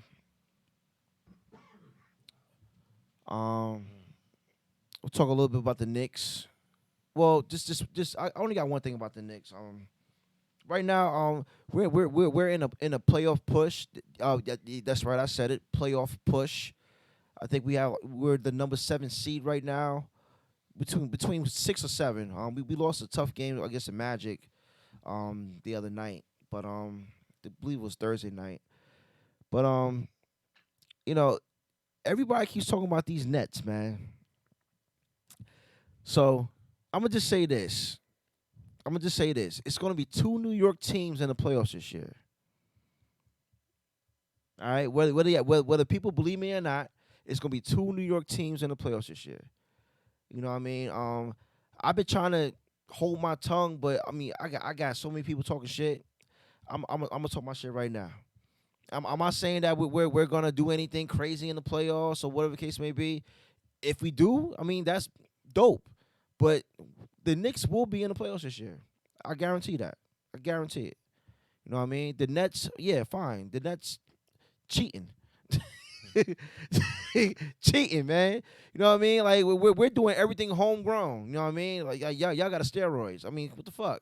But I mean, I think that's a good thing though. Like why would people? And this is what I understand. Why do people feel like it can't be both teams in the playoffs? That's a good look for the city. If you think about it. And mind you, the Knicks are now letting people come to games now. Tickets start at $50, and I believe you can start going to games next week. They're starting to let fans to come back in the stadium at Madison Square Garden. I don't know what the Barclays is doing, but in Madison Square Garden, if you're a Knicks fan, you can start buying your tickets now, $50. Well, if they got clearance, I would suppose Brooklyn got clearance too. Man, fuck Brooklyn. Oh Lord! I'm just saying though, like that's a good look for the city, man. I mean, we should be rooting for both of these teams to make the playoffs because the Knicks are actually playing better than what other people suspected. We have a win percentage higher than what the hell we normally have in the first month or the first 2 months of the season. Right. You know what I mean? So that's something to look forward to as a Knicks fan. As a Knicks fan, that's something to look forward to. So I'm glad about that. And that's the only one thing I want to say about that. The other thing, me and Ron was talking about this. Wow. We was talking about how certain people like to talk about teams, but they can't do what them players do, what the players do. Like, for instance, you can sit there and watch TV, right, and say, man, that coach don't know what he doing. They should be doing such and such and such and such and such and such. That's like me going to your job and saying, man, you're not doing your job right. You should be doing blah, blah, blah, blah, blah, blah, blah. Like, how the fuck do you know what a coach should be doing? You know what I think they look at, you know, like when NBA players become coaches. And Yeah. They look at it like, okay, they've been part of these plays before, so once they put that coaching jacket on, you know what I mean, like they should automatically adapt to it. You know what I mean? And I don't think it's that easy. You It's know not. what I mean? Because you're part of the play. You're not setting the players up. You know what I mean? Like when they go to the drawing board and shit like that, like you're a guard, right? I stay in the guard's place. I'm the coach. You know what I mean? You have no business over here by the board. You know what I mean? And that's how I look at it. You know what I mean? Like, bro, people have a job. Everybody is not going to do what you think should be done because you think it's the right thing to do because at the current moment your team is losing. Right. It happens. No, you're not going to win everything. You know what I mean? Or why is this person in? Why is he subbing for this person? How come this person is on the bench? I don't know. Maybe because he's winded. You know what I'm saying? Like, you ever seen a player play 48 minutes straight? Yep. You know what I mean? I'm sitting here like, somebody correct me if I'm wrong. You know what I mean? Like, 'cause I'm pretty sure, like, you know, if you're on a team, 48 minutes, I'm talking about basketball, obviously. If you're on a team and, like, they don't, you know what I'm saying? and they on the team and they don't bench you. You know what I mean? You looking at the coach like, why you think I'm bricking now? You know what I'm saying? I'm tired. You know what I'm saying? Like, let me get a chance to rest and things like that. But everybody, just like G says, like almost every week, and it's true. Everybody wants to be a coach. Everybody think they can coach. Everybody knows best. And don't get me wrong, everybody's entitled to their opinion, but at the same time, don't sit there and make it like you have that opportunity to jump through the screen, you know what I mean, and like talk to the coach and be like, nah, take his ass off the bench, put him in the game. Nigga, shut up, bro. Like it ain't that easy. It's not. If I got a coaching job at NBA tomorrow and I'm getting big bucks, guess what? I might not be that long. I might get fired for all the losses I might accumulate. Right. I mean, I'm looking at the big bucks, but at the same time, it's like, okay, like, where does my coaching come in at? Who's going to coach me to coach this team? You know what I mean? I'm going in there as a rookie, a novice. Like, what do I know? You know what I mean? But at the same time, like, over time, you get better. And it's the same thing when people say they argue at home and they think they know what they're talking about. And majority of the times, in my opinion, and I've been around them, they don't. I hear you. They don't. But anybody can sit there and talk. You know what I mean? Like, yo, get this nigga a radio show. Nigga, like, you're not gonna do nothing else with it. Yo, I'm about off what you said about being an owner. Now, there's been former players that actually became either GM. Well, not owner. Well, there really hasn't been that many players that became owners, but they became GMs. So I'm gonna start with John Elway. He was a player. He's won Super Bowls. He's in the Hall of Fame. How many Super Bowls has he won since he became an owner, or a part owner, or a GM or whatever? I think he's an owner. No, he might be a GM. He's won one, and the reason why he won one is because he brought Peyton Manning over there, and they won a Super Bowl. So he has one under his belt, but it took him forever beforehand to get that accomplishment. Those teams sucked. He added Peyton Manning and added some more pieces. They were a Super Bowl team. Now we go from that positive note to a negative note. Michael Jordan. It took him 7 to 8 years to win a championship. He left the Bulls in 98. He went to the Washington Wizards. How many championships did he win? Okay, so it had to be rhetorical. You know what I'm saying? he became an owner. He became an owner of the Charlotte Hornets, right? How many championships has he won? Okay, quietness. So look, and this is not to bash Jordan. This is to show you that it's not that easy. Even though you did it when you was a player, it doesn't mean it's going to transpire when you're an owner or you're a GM. It doesn't happen that way. But on the other side of things, as a fan, you can't sit there and tell Michael Jordan, well, you made bad moves, or you shouldn't have did that. You shouldn't have drafted him. Why are you not playing him? Why are you playing this type of 3-2 zone? Like, you shouldn't be telling him anything because you can't do what Michael Jordan does. Nobody can. Go fuck. I don't care who you are. You're not Jordan. Just like, there's some people that might be Elway fans. Oh, it took you long enough. Well, damn, you think you would have got a championship any quicker? And then I'm gonna end with this. I'm gonna end with the New York Giants. We got fans that like to be GMs. They want to fire Dave. They want to fire Dave Gettleman. My son said it last week. Fire Dave Gettleman. What the fuck does he know though? You know what I mean? Yeah. He looks up shit. He's always on Google and whatever. He's always giving me updates about this, that, and the third. I gotta tell him sometime, like, listen, man, like, you gotta let things kind of pan out. You know what I mean? I understand why fans are upset with Dave Gettleman because they feel like he gave up so much and we gained so little. So I get it. But at the same time, you still can't do this man's job. You can't. I hear you. You got a couple of comments here. Arlene went back. She said, my grandson wants to play football, but I'm on the fence about it. Truth jumps in here. As long as you're just rebounding and not shooting, we're good. That was at me. It's all right. What's up, Truth? No wonder why he was over there chuckling. He jumps in again and says, sounds like some New York Giants hate stuff to me. I don't hate the Giants. I am the Giants. But I'm just saying, man, like, look, like, let people that are in their profession do their job and do what they do. I mean, we're all going to have our opinions. That's natural. it's natural, especially when your team is losing. You're gonna have all the opinions in the world, things they should do, but and that's the other thing too. When we have these fans that always say we should sign this player, or we should do this type of trade, it's something called salary cap, bruh. If we don't got the cap money, we can't do nothing. Shut up. Simple. Simple. That's why you can't coach and manage at the same time. Everybody got to wear their own hat. That's it. Exactly. Okay, Arlene just said a man who don't work don't get money. Shouldn't rule, but it does. Communication on how to tackle spending time. Spending should be done in the beginning. True. Okay. She's talking about the earlier segment. Yeah. Gotcha. Very true. All right, so I don't got nothing else really with sports. Brian, you got anything? Music. I guess so. Nice segue.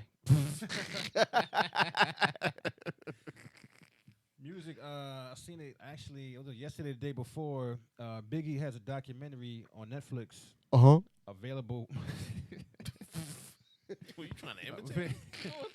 Available March 2021. Rare footage and interviews with his closest friends and family, revealing a side of Biggie that the world never knew. You know what I mean? And we all know where Biggie stood. I think that's gonna be dope. With his with his status is and things like that, and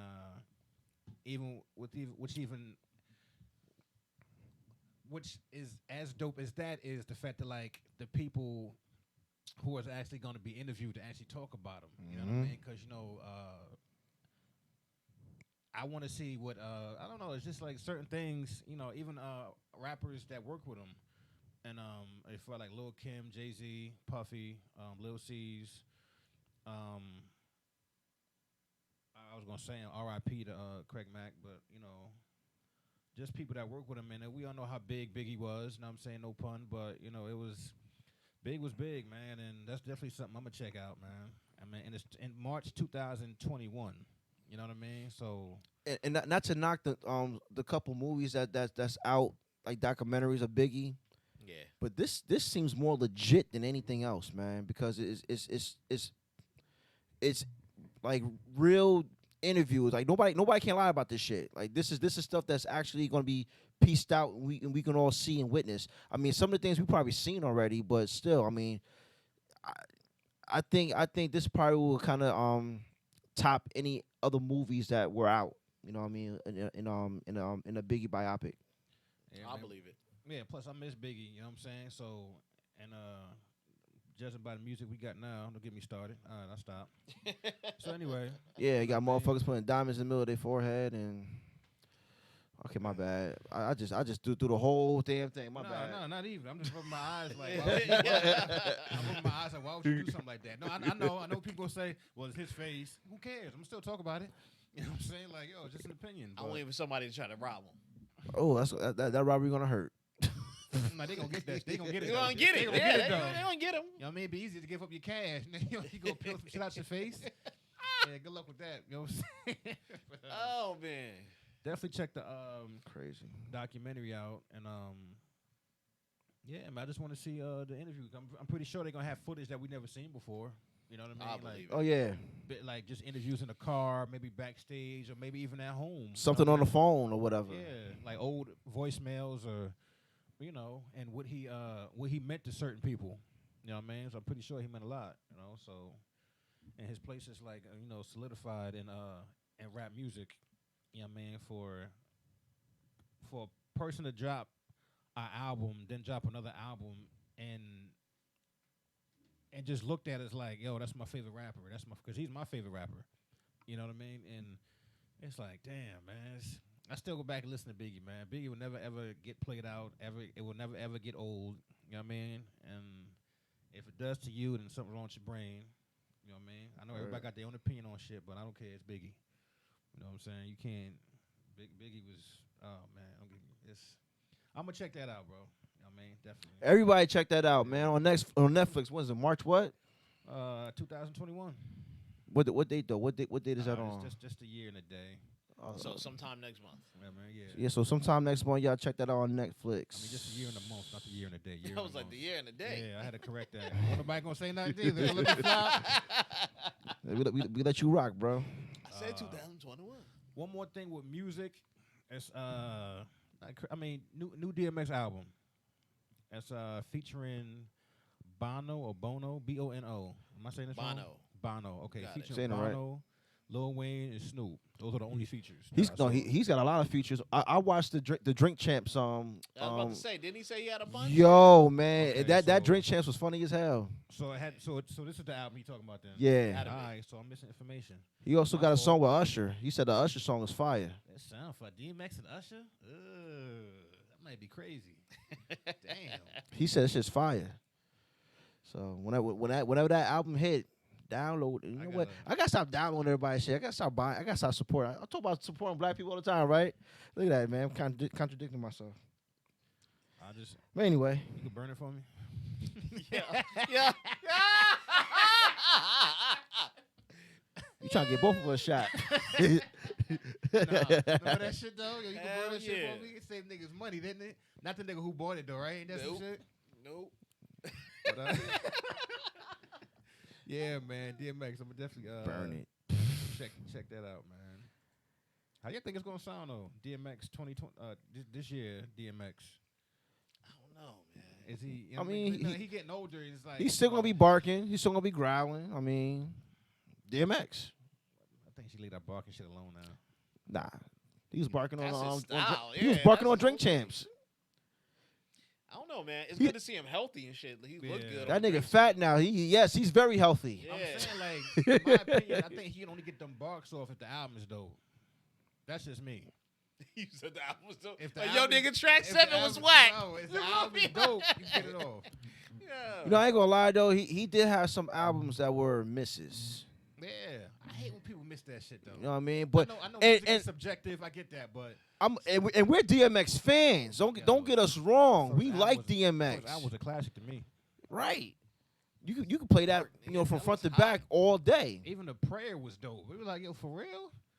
But you know what? You know what he said on Drink Champs, and I give him mad respect for that. He said, because everybody knows about Damien, right? Yeah.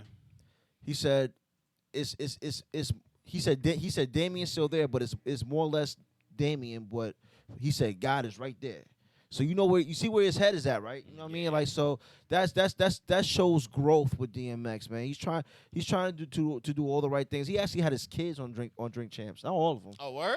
He I wasn't gonna say. He said not all of them. I wasn't going. he's got what, like 12, 15 kids, some shit like I that. seen him on the interview with Dr. Yeah, Phil. This he was got a a while lot. ago. But he He was got on a an interview lot. with Dr. Phil, DMX and Dr. Phil. I'm waiting for y'all to register that because it don't even. Yeah, Think that about don't it, even though, you know add what up. I mean? Like, DMX, Dr. Phil, but he was telling Dr. Phil this a while ago that he was about to have a newborn. You know what I'm saying? And I was like, damn, bro, how many? I'm not counting his kids, but he got a lot of kids. Oh, no, nigga, we was counting. He got Oh, a yeah. lot. He got a lot. But he had a few of his kids up there, and he put it out there. These are my kids from 3 different baby mamas, and he said just like that, introduce them whatever. But you could tell they're well-rounded kids, man. I mean they got a good system where between the mom and the moms and DMX. So I mean, he's doing his part. You know what I mean? So you gotta applaud that. You gotta tip your hat to him. Just hope he keeps it up. You know what I mean? And stays healthy. Yeah. He sounded good on Drink Champs, and he looked good on Drink Champs, man. Keep it up, DMX, man. We care about you, man. We love you, man. We're proud of you. I mean, I want to see him make 5, 10 more albums. You know what I mean? Like, cause I we all think he's dope. We all DMX fans at heart, bruh. Yeah. It was up to a point like I didn't think I'd hear him rap again, because Yeah. the stuff he was going through. Yeah, But he came back on that. I think it was a lock song. You know what I mean? yeah. And he I played it at JJ crib. He Yeah. came through. I don't think Jay heard it. You know what I mean? So we played it, and like he came through. He didn't because he was going crazy when he heard this shit. Yeah. But we played it, and like, yo, he ain't lose a step. Like, And still got it. he signed back with Def Jam, so he's got. I don't think he announced how many songs that Def Jam wants him to do, but he said he's home. He said that's where it all started for him. Okay. You know what I mean? Like the video. And he gave this really funny story about meeting Prince. He said he was in Toronto. I think he was on tour, and the fact that they were on tour, but it wasn't a night they were actually doing a tour or whatever. Right. He said, "Yo, let's hit the club." You know what I mean? So he went to one of these clubs in Toronto, and he saw Prince, and he said that he saw Prince, and Prince pointed to him and said, I believe that shit. I believe that. DMX looked around. He was like, "Me?" So he actually was talking to Prince, and he told Prince straight up. He was like, "Yo, I'd love to collab with you." Prince asked him. He's like, "Do you have your masters? Yeah, do you own your shit? Yeah, Do you own yours? Do you own your That's work?" Yeah. And he said no. And Prince said, "I can't work with you." He told him straight just like that. I was like, "Damn, yo." Yeah. I think I heard that similar story to the point like somebody wanted to work with Prince, they didn't have his masters, then they got it, then they got a chance to work with him. I could be wrong, but I think I heard a similar story about that. Well- I think he was really big on that shit too. Yeah. Well, that was his Prince whole was thing. big on that. That was his whole thing. And he was ahead of his time. Like, we talked about this before, but he was ahead of his time with this shit because not everybody was on that like the way Nope. he was. Not at all, man. And he was just trying to preach it to everybody. You gotta own your own stuff. It's very important that you own your own credits because he got hurt in the game at some point, right? Yeah, that's when he was walking around doing that slave shit. Yeah. He was doing that, and then he changed his, that's why he changed To a his name symbol. To the symbol. Yep. So yeah, dude. And every rapper, not every, but like rappers will tell you like they get in the game just to get in the game with a fucked up deal and a messed up contract. Yeah. You know what I mean? Like they'll tell you like all the contracts are shady and they're crooked and stuff like that. But as long as I get my foot in the door, I get past this contract and I get notoriety because people know me, then I just sign with somebody else. And who's to say that contract's gonna be better? Exactly. True. You know what I Usually mean? it's So, not. Yeah, so it's man. Let me jump in here real quick, and because I wanted to jump in here. Arlene said, "Uncle Gil dropped some jewels on me about money, how to manage it. The key is get a house based off of one person's income. Don't live above your means, and don't try to keep up with the Joneses. Too many have. Hell, I have one income, and I have a 30-year mortgage, and I'm good." Darrell put when you were talking about the other story, sad face, I guess. And she comes back again. Don't ask unless you want to get cursed out. Oh, Akon. What's up with that, Truth? Akon. I don't know. Does he own his own shit? I don't know. What's up with Akon? He probably does. I could believe it. Probably does. He need to build Wakanda faster. So All right. We talked. I don't think we talked about this in the beginning, but nah, we didn't talk about. We talked about this before we got on. We talked about Marky D from the Fat Boys. He passed away a couple days ago. Just gonna go to a little detail. Well, not too much detail, because I want to be private to the family. But it basically says sources say that Marky D was experiencing a distressing issue, most namely the swelling in the legs. So wow. once he felt that, he was rushed to the hospital, and that's where he suddenly passed away from the complications that he was having. But I remember I'm gonna say the Fat Boys in a whole. I remember the Fat Boys when Taylor, what's his name? It's not John Taylor. What's his name? Who? From God damn, I hate when this shit happens. This happens every week anyway. The other fat boy passed away? Nah. Remember the hairdresser that used to be on Central Ave on the corner? James Taylor. James Why I say John Taylor? What the fuck? I don't know. You would start with a J. Yes. But I'm just saying that's crazy because our family is I pretty much grew up with his whole entire family, which is kind of sick. Yeah. But I remember when he opened up that hair salon on the corner, and his grand opening had I got a picture with the Fat Boys, all three of them. Damn. They were there. It was a few other celebrities there too. I one day I'm gonna get the pictures. if I can find them. My mother, she hides. No, not really hides, but she just puts stuff in specific areas. I gotta ask her. But there's a picture I got with Marky D and the rest of the Fat Boys and a couple of celebrities. But from that memory that I had going to that grand opening when they opened up the when he opened up the hair salon, they were like the coolest thing out, bruh. The Fat Boys was the coolest thing out when I was a kid, and Fat Joe, if you follow him on Instagram, he had a dope caption of what he would hear every time or anytime he was around him when he was younger. You know what I mean? Oh yeah. And the way he captioned it was the sound of the beatbox. So I can't like really do it. I can't even really say it. I'm probably spitting everywhere if I do it or try it. Please don't. But yeah, I understand what I'm trying to say. So you know, this is really a hard loss, man. Something that nobody expected or was expecting. You know, you never really expect, you know, somebody that you actually grew up seeing to die suddenly, you know, because he was pretty young. So condolences to Marky D's family. I think he was the last surviving Fat Boy I think so. because Yeah. I think the other two passed away. So Yeah. sucks, man. We losing a lot of legends. You know, it goes back to what I was trying to say in the beginning of the month of January. Everybody's talking about, oh, finally we're in 2021. Which don't mean nothing. No, Yeah, damn sure don't. it don't. Why everybody think the year? Why does everybody think the year changes something? Like once like December 31st is over, all right, boom, January 1st. What changed? The year changes Because everybody thinks of a clean slate, but that doesn't mean that something like because we never know when our time is gonna come. that's it. Only thing changes is your You know what I age. mean? Oh yeah, exactly. That's it. So, I mean, but in retrospect to that, that's why as we're living on Earth now, live every moment. You know what I mean? Live in the moment if you have to. Sometimes it's good to do that. Like things with my kids, I always live in that moment because it's like, wow, it's crazy. Now my oldest son, he's about to turn 12. He's gonna be, he's already, you might as well call him a teenager because he's already at that phase. I'm like, damn. Sometimes I wish he was still 3 years old, 2 years old.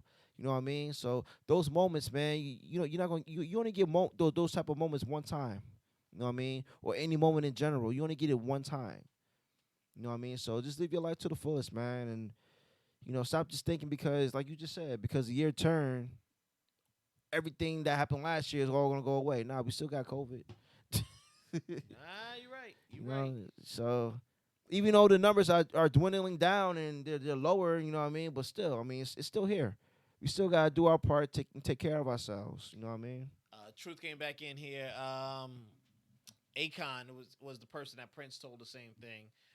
Amani said Nas. I guess he told him that too. I believe he told Yeah, him. Nas owns his. He owns his too. Yeah, he was on Drink You Champs gotta and asked own him it. that. And Yeah. I believe Jay-Z owns his too. Yeah, he brought his back. Remember, he went back and brought it. And he exercise, gentlemen. Health is important, especially once you get older. Yep, we already older. We know that shit. Yes. We figured that out a couple weeks ago when we was shoveling that damn ice. Bruh. Ah, Yeah. Double bruh. tell me about it. All right, you got anything else with music? No, I'm good on music. All right, so we're gonna jump into the Black History segment of our podcast. And today's Black History tribute goes to the one and the only Red Fox. You big dummy. Yo, all right, so I'm gonna start off with this. Red Fox was born in 1922, or December 9th, 1922, in St. Louis, Missouri. He passed away October 11th, 1991. And matter of fact, when he passed away, he was about to start taping The Royal Family with Della Reese. Y'all remember that? Yeah. Yeah. So- Wow. Okay. Yeah. So it was kind of a surprise when he passed away. Nobody kind of expected that to happen the way it happened, but it happened. But Red Fox is also known as the father of what's his name on the what show was that? Sanford and Son? Sanford and Son. Yeah. What was his son's name? Lamont. Lamont. Yeah. I was about to say Lamar. I'm like, nah, it's not Lamar, but Lamont. And they were basically like always collecting shit and trying to sell things or whatever. But I mean, the show was funny. I watch the show now, or if I do watch the show now, my kids say it ain't gonna be that funny to them. And I'm always trying to introduce different things to my kids. But I always thought that Sanford and Son was the most hilarious show. He was also on some drama series. He also had a movie, Harlem Nights, with Richard Pryor, Eddie Murphy. That movie is hilarious. I still laugh. I cry in that when I watch that movie, man, because it's funny, man. It's hilarious as hell. You know what I mean? That's a classic. It's a classic. It's a classic, and if they better not ever try to remake that. Shoot yourself. In the pinky toe. Both pinky toes. Shit, you ain't remaking shit. But he was in Harlem Nights. Any other movies he was in? Anybody can recall? I'm trying to look some stuff up. I'm sure he was in a bunch of other stuff. Yeah, he was in. Probably before our time, but at the same time, it was probably like memorable. Yeah. You know what? And he probably wrote for folks. He probably did a bunch of things, Yeah. man. He definitely wrote. I'm gonna give you a list now. Okay, we got Sanford and Son, Harlem Nights. Hold on a second, bear with me.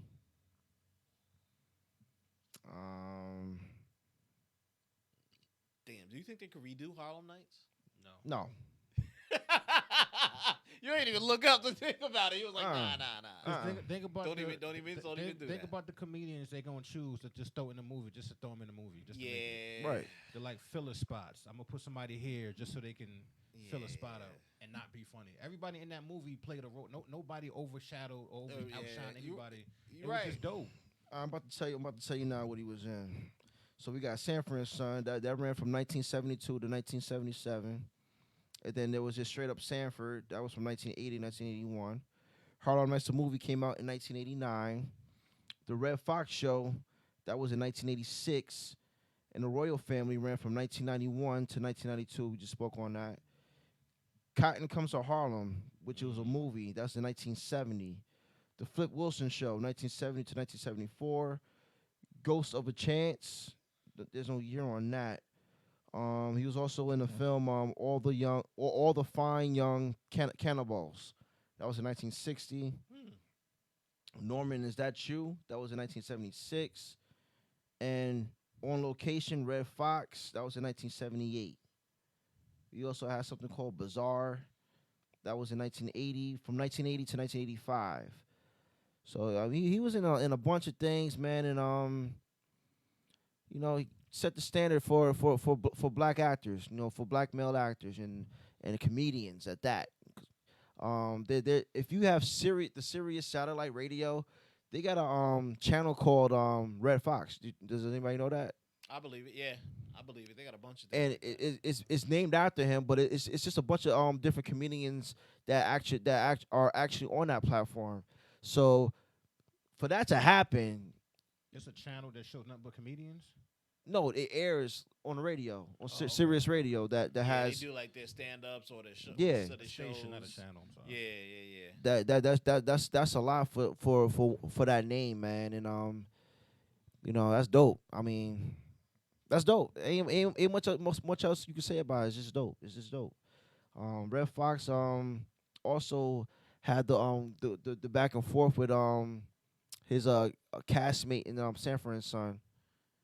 She used to always say sucker or some shit like that. Yes. The one he used to argue with. LaWanda Page is her real name. Yeah, rest in peace to her too. Yeah, man. But show was hilarious, man. I love Sanford and Son. Well, it's fun. It's like when your parent, cause my mother watches that stuff, and I do too. Like Sanford and Son, and I'm not gonna name other shows because we're just talking about Red Fox. But we watch other shows, and when they watch those shows. And when they watched them, and we were like, man, ain't nobody watching that stuff, man. But as we got older, respect it more. It's still relevant. Yep. You feel what I'm saying? Like, yep. You're not gonna hear nobody. Ain't nobody watch no Red Fox, nigga. And that's how you feel. That's how you feel. You know what I'm saying? But at the same time, it's comedy gold. You don't know what you're missing. You feel what I'm saying? Like, bro, you look at it like, oh, it's an old man and his son. At the same time, it's a lot more to it than that, man. Like G said, like collecting stuff and working on. Yeah, I mean, they were collectors. They collected, whatever's garbage was gold to them. You know what I mean? Yep. But there was always lessons in the show. You know what I mean? So he told you who he didn't like. Like he had an issue with Puerto Ricans, and you know what I mean. It wasn't like he didn't bite his tongue. You know what I mean? Like it's. And if you watch the show, you had a white cop and you had a black cop. You know what I mean? The white cop didn't understand what what we were saying, so the black cop, he'll just translate it. Wasn't it the same white cop and the same Same black? white, yeah. Yeah. Matter of fact, the black cop was on 227. That's the father, The right? father, I yeah. knew it. Yeah. You know what I mean? So I mean, People like, come a long way, man. yeah, the black cop always translated what we were saying. You know what I mean? So, like he'll say, "Oh, you jiving." Excuse, what'd he say? You're full of crap. You know what I mean? So it's just dope, man. Dope, man. Respect to Red Fox. He is our Black History Month tribute for today. Shout out to Red Fox, man. Rest in peace. Rest in peace. Legend. All right. Off to the IME topic of the day. I think it's a good one. We want everybody to chime in this one because all kids do it, man. All kids do it.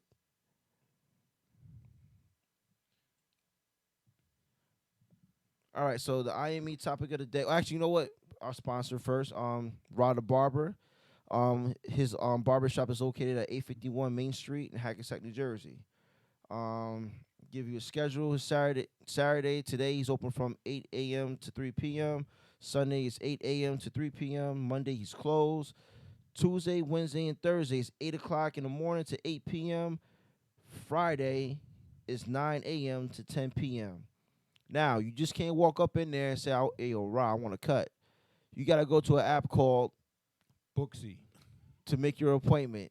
Don't laugh at me. I can't say that word for shit. I'm going to say that every week. I can't say it. You know what I mean? Say books. Just put the C at the end. I can say booby. I can say booby. I can say booty. Bro, just say books. I can say bootsy. No, not bootsy. Booksy. I can't say it. I know you can. All right, man. I think I can. I can't. All right, so those are his hours. Go check him out. Make sure you make an appointment before you try to walk up in there. That's important. He gonna look at you like you lost, Word. as he should. And the other thing too is that there's other stylists there on site that they do different types of braids, box braiding, crocheting. Rashmi for one, I'll put up, I'll big her up, and she does that too. She does all the box braiding and crochet braiding. So go check them out. Got any questions? Like I said, or not any questions. If you want to make an appointment, just go there and make your appointment on Booksy. And- Download the app. Booksy. Booksy app. the address again is 851 Main Street, Hackensack, New Jersey. Rah the Barber. RAH the Barber. You're such a good speller, man.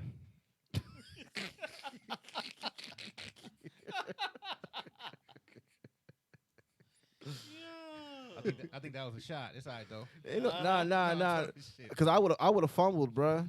I was talking shit. Nah, like Rah the Barber. He was like it's Like I said, I would have fumbled, man. not that guessing shit. But, we a team anyway. You got him. R&G Podcast, bro. Right. Anyway,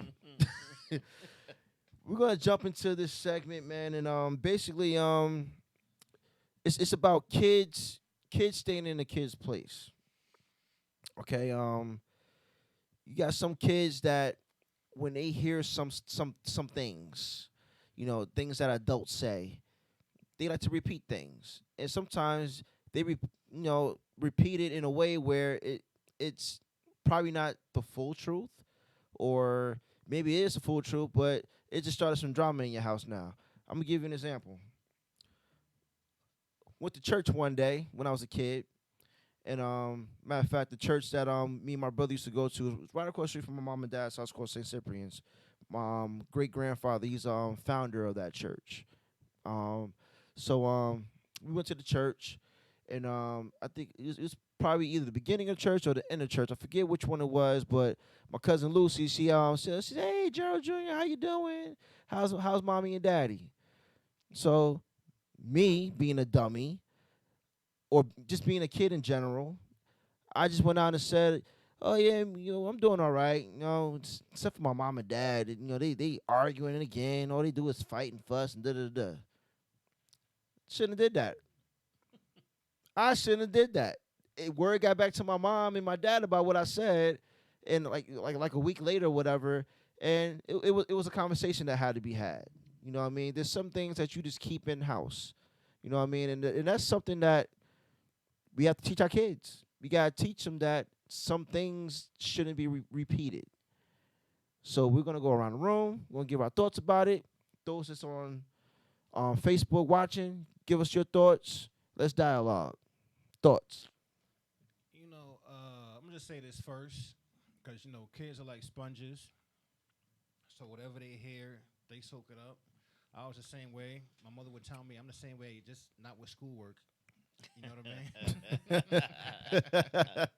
And she was right. I was lazy as hell. It's just mad dry on that side.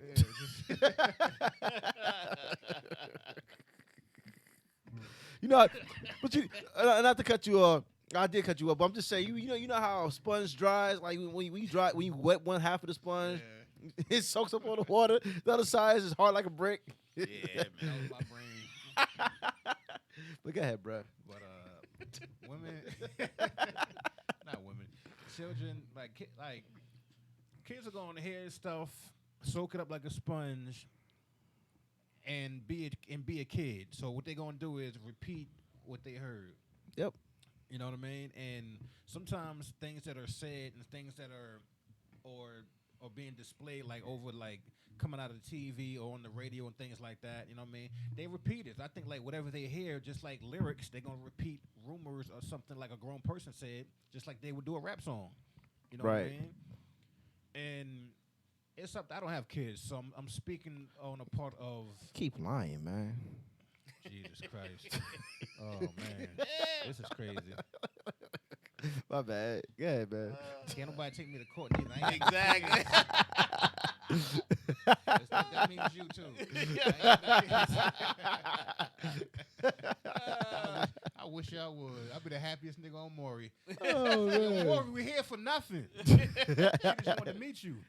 You know what I mean? Trifling ass. Let me stop. All right, we talking about kids. Anyway, I'd have none.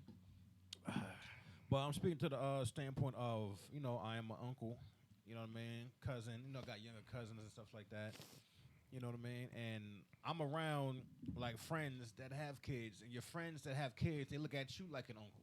Yep. You know what I mean? And, like, a lot of times, I don't look at a bloodline and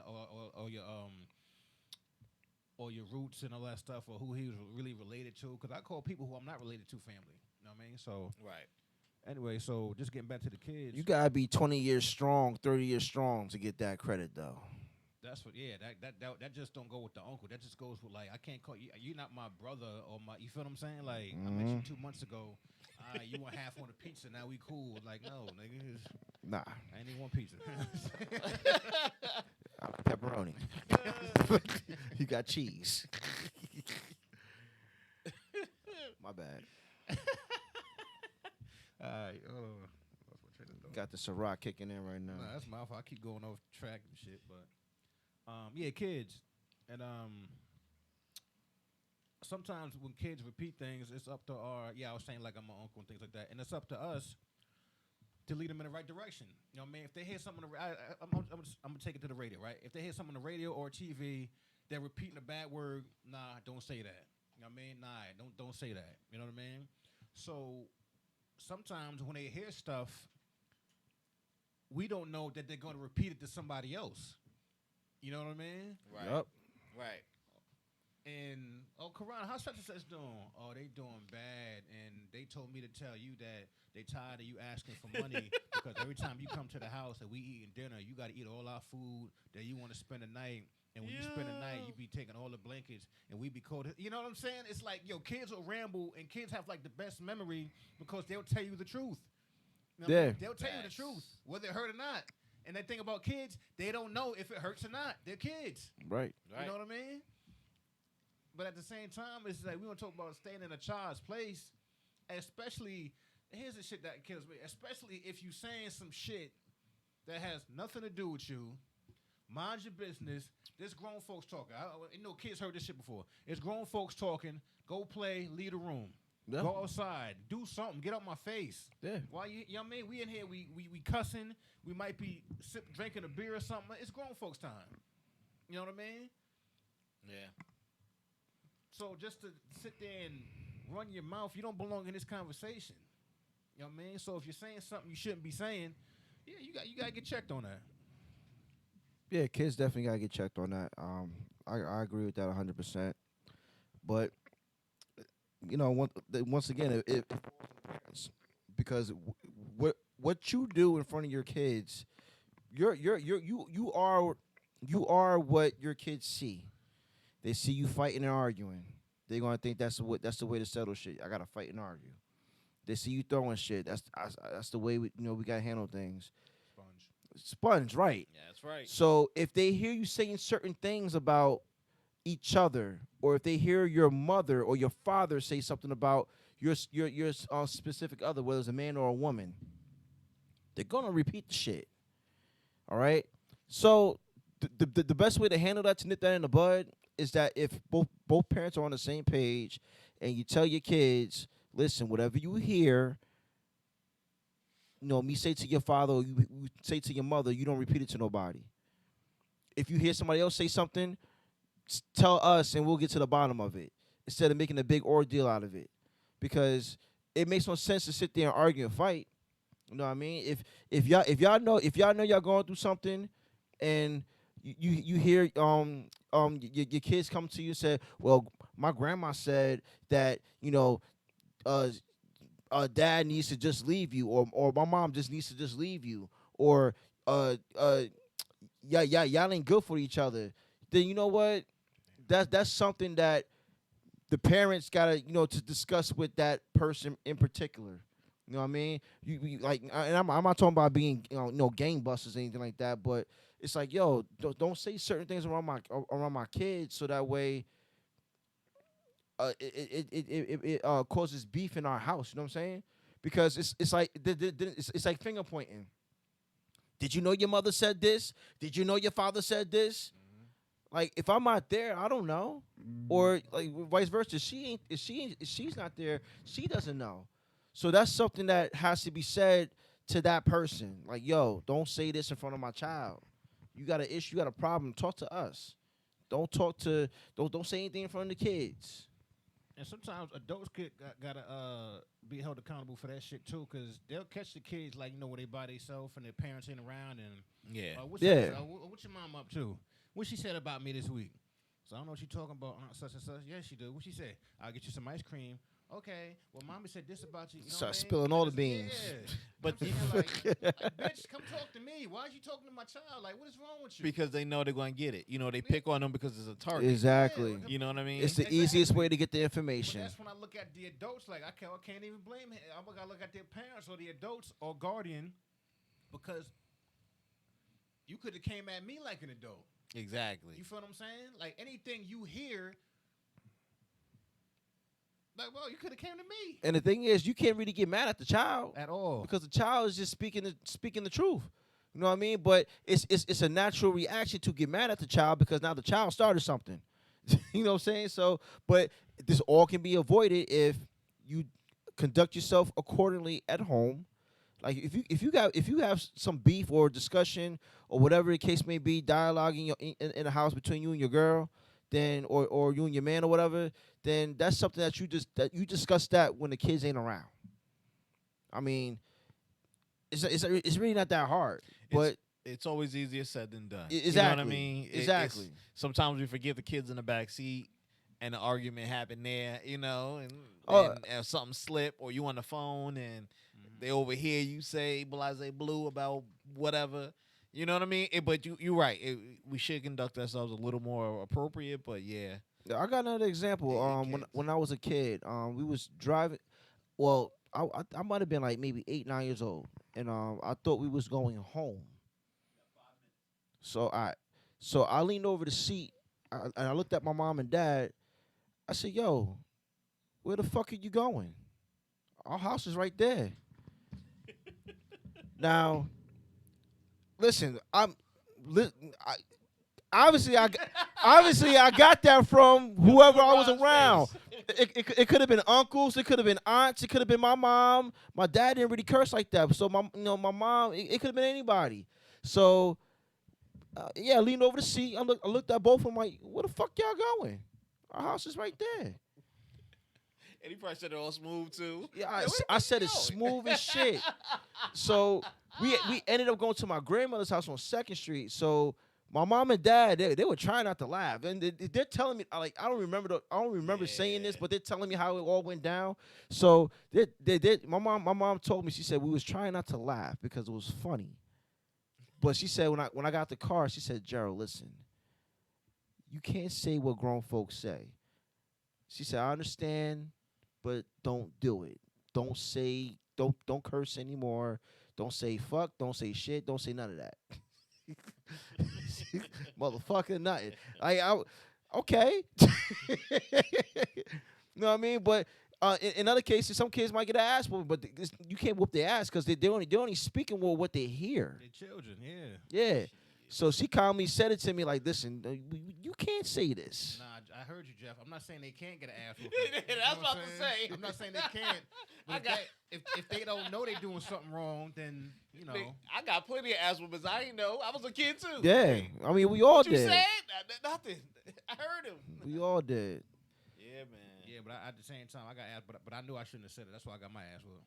Oh, that was later on. Oh yeah. At that time? Yeah, as we got older. In the beginning, it was like, nah, you still getting ass whooped. As we got older, I mean, there was one time my mother called on the phone at the house, and I was talking to. I thought I hung up. Obviously, I didn't hang up the phone, and I was cussing out my brother. And then I just hear her through the phone, "Gerald, what you say?"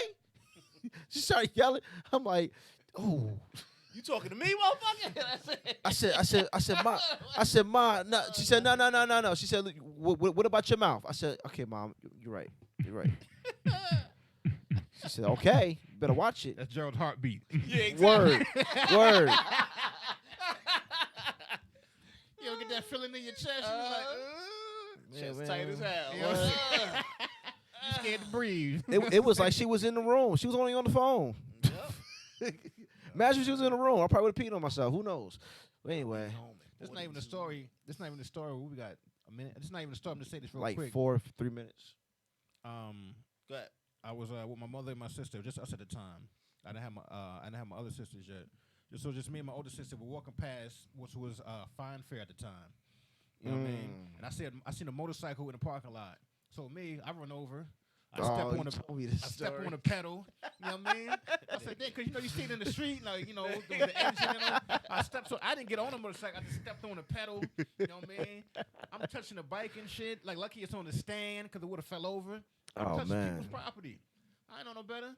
I see my mother walk over. You ever see somebody walk over to you that fast? There's something wrong. In the way her face looks. You know what I mean?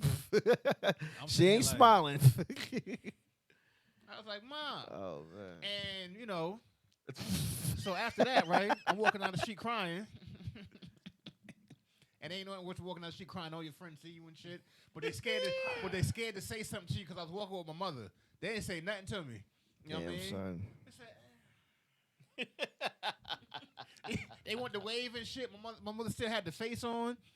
I'm crying from, what is that, Passaic Street all the way to James. Damn, son. I'm sitting here like, that shit hurt. And you had to go down a hill? I'm like, yo, man. You must have been dehydrated. Oh, no. We was coming from the...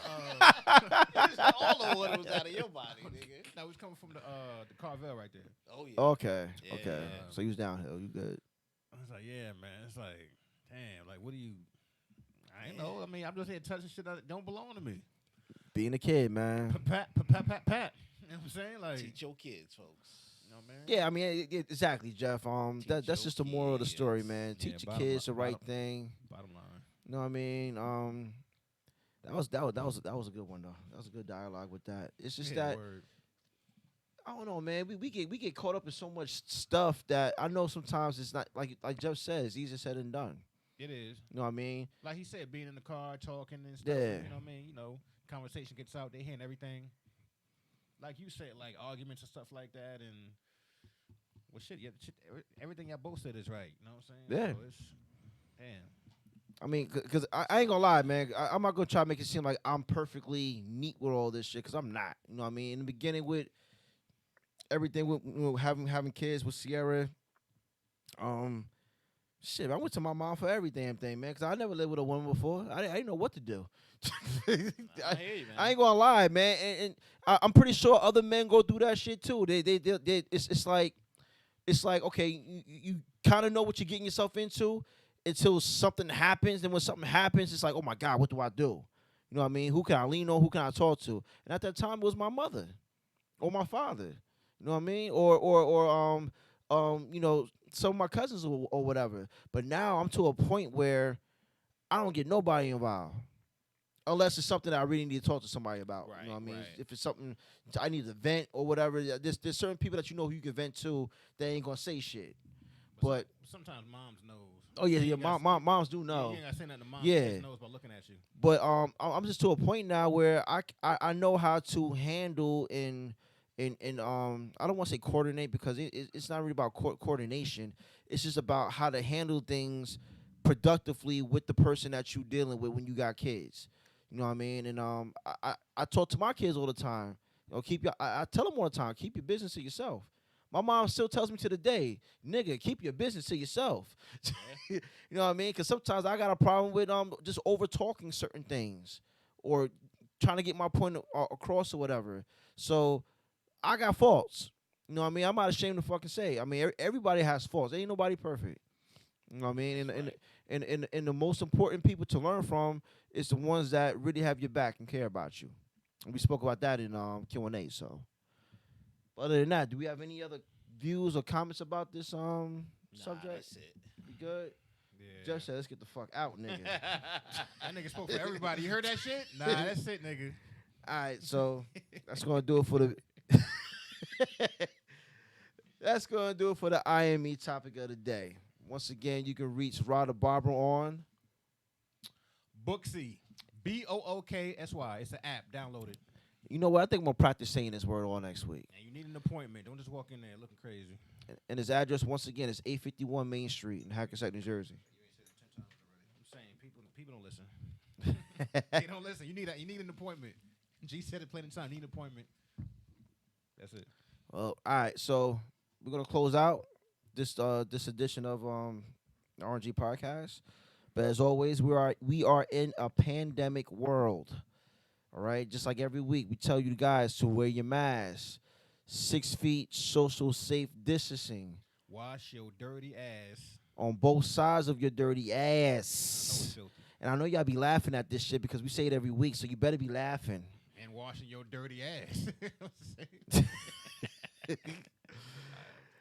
All right, until next week, we're gonna be on. Actually, you know what? We'll let you guys know later on if we're gonna be on with Kara tonight. She's talking with Goddess. Am I correct, Jeff? Grown She- talk. oh, grown talk with Goddess. Grown talk. She's normally on at 7 o'clock to 8 o'clock. So Definitely gotta let her know. we're gonna let her know between the next hour or so if we're gonna be on or not. But as always, guys, please, like, you know, we joke around with it, but please stay safe. Don't forget that if you're a Knicks fan, they're letting fans back in the stadium. Tickets start at $50 a piece. Try to get there. I'm trying to get there. We'll see you guys again next week, next Saturday at 12 or 12:30 noon. Sorry, Jeff. This is the R&G Podcast. I'm Gerald. I'm Ron. We out.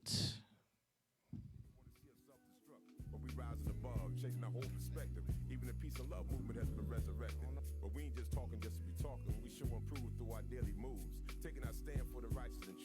for the young nation, elevation, an elevation without hesitation. Peace and blessings for every situation. The world is yours with hard work and dedication. This ain't hate music, it's love supreme, and we manifest a movement by any means.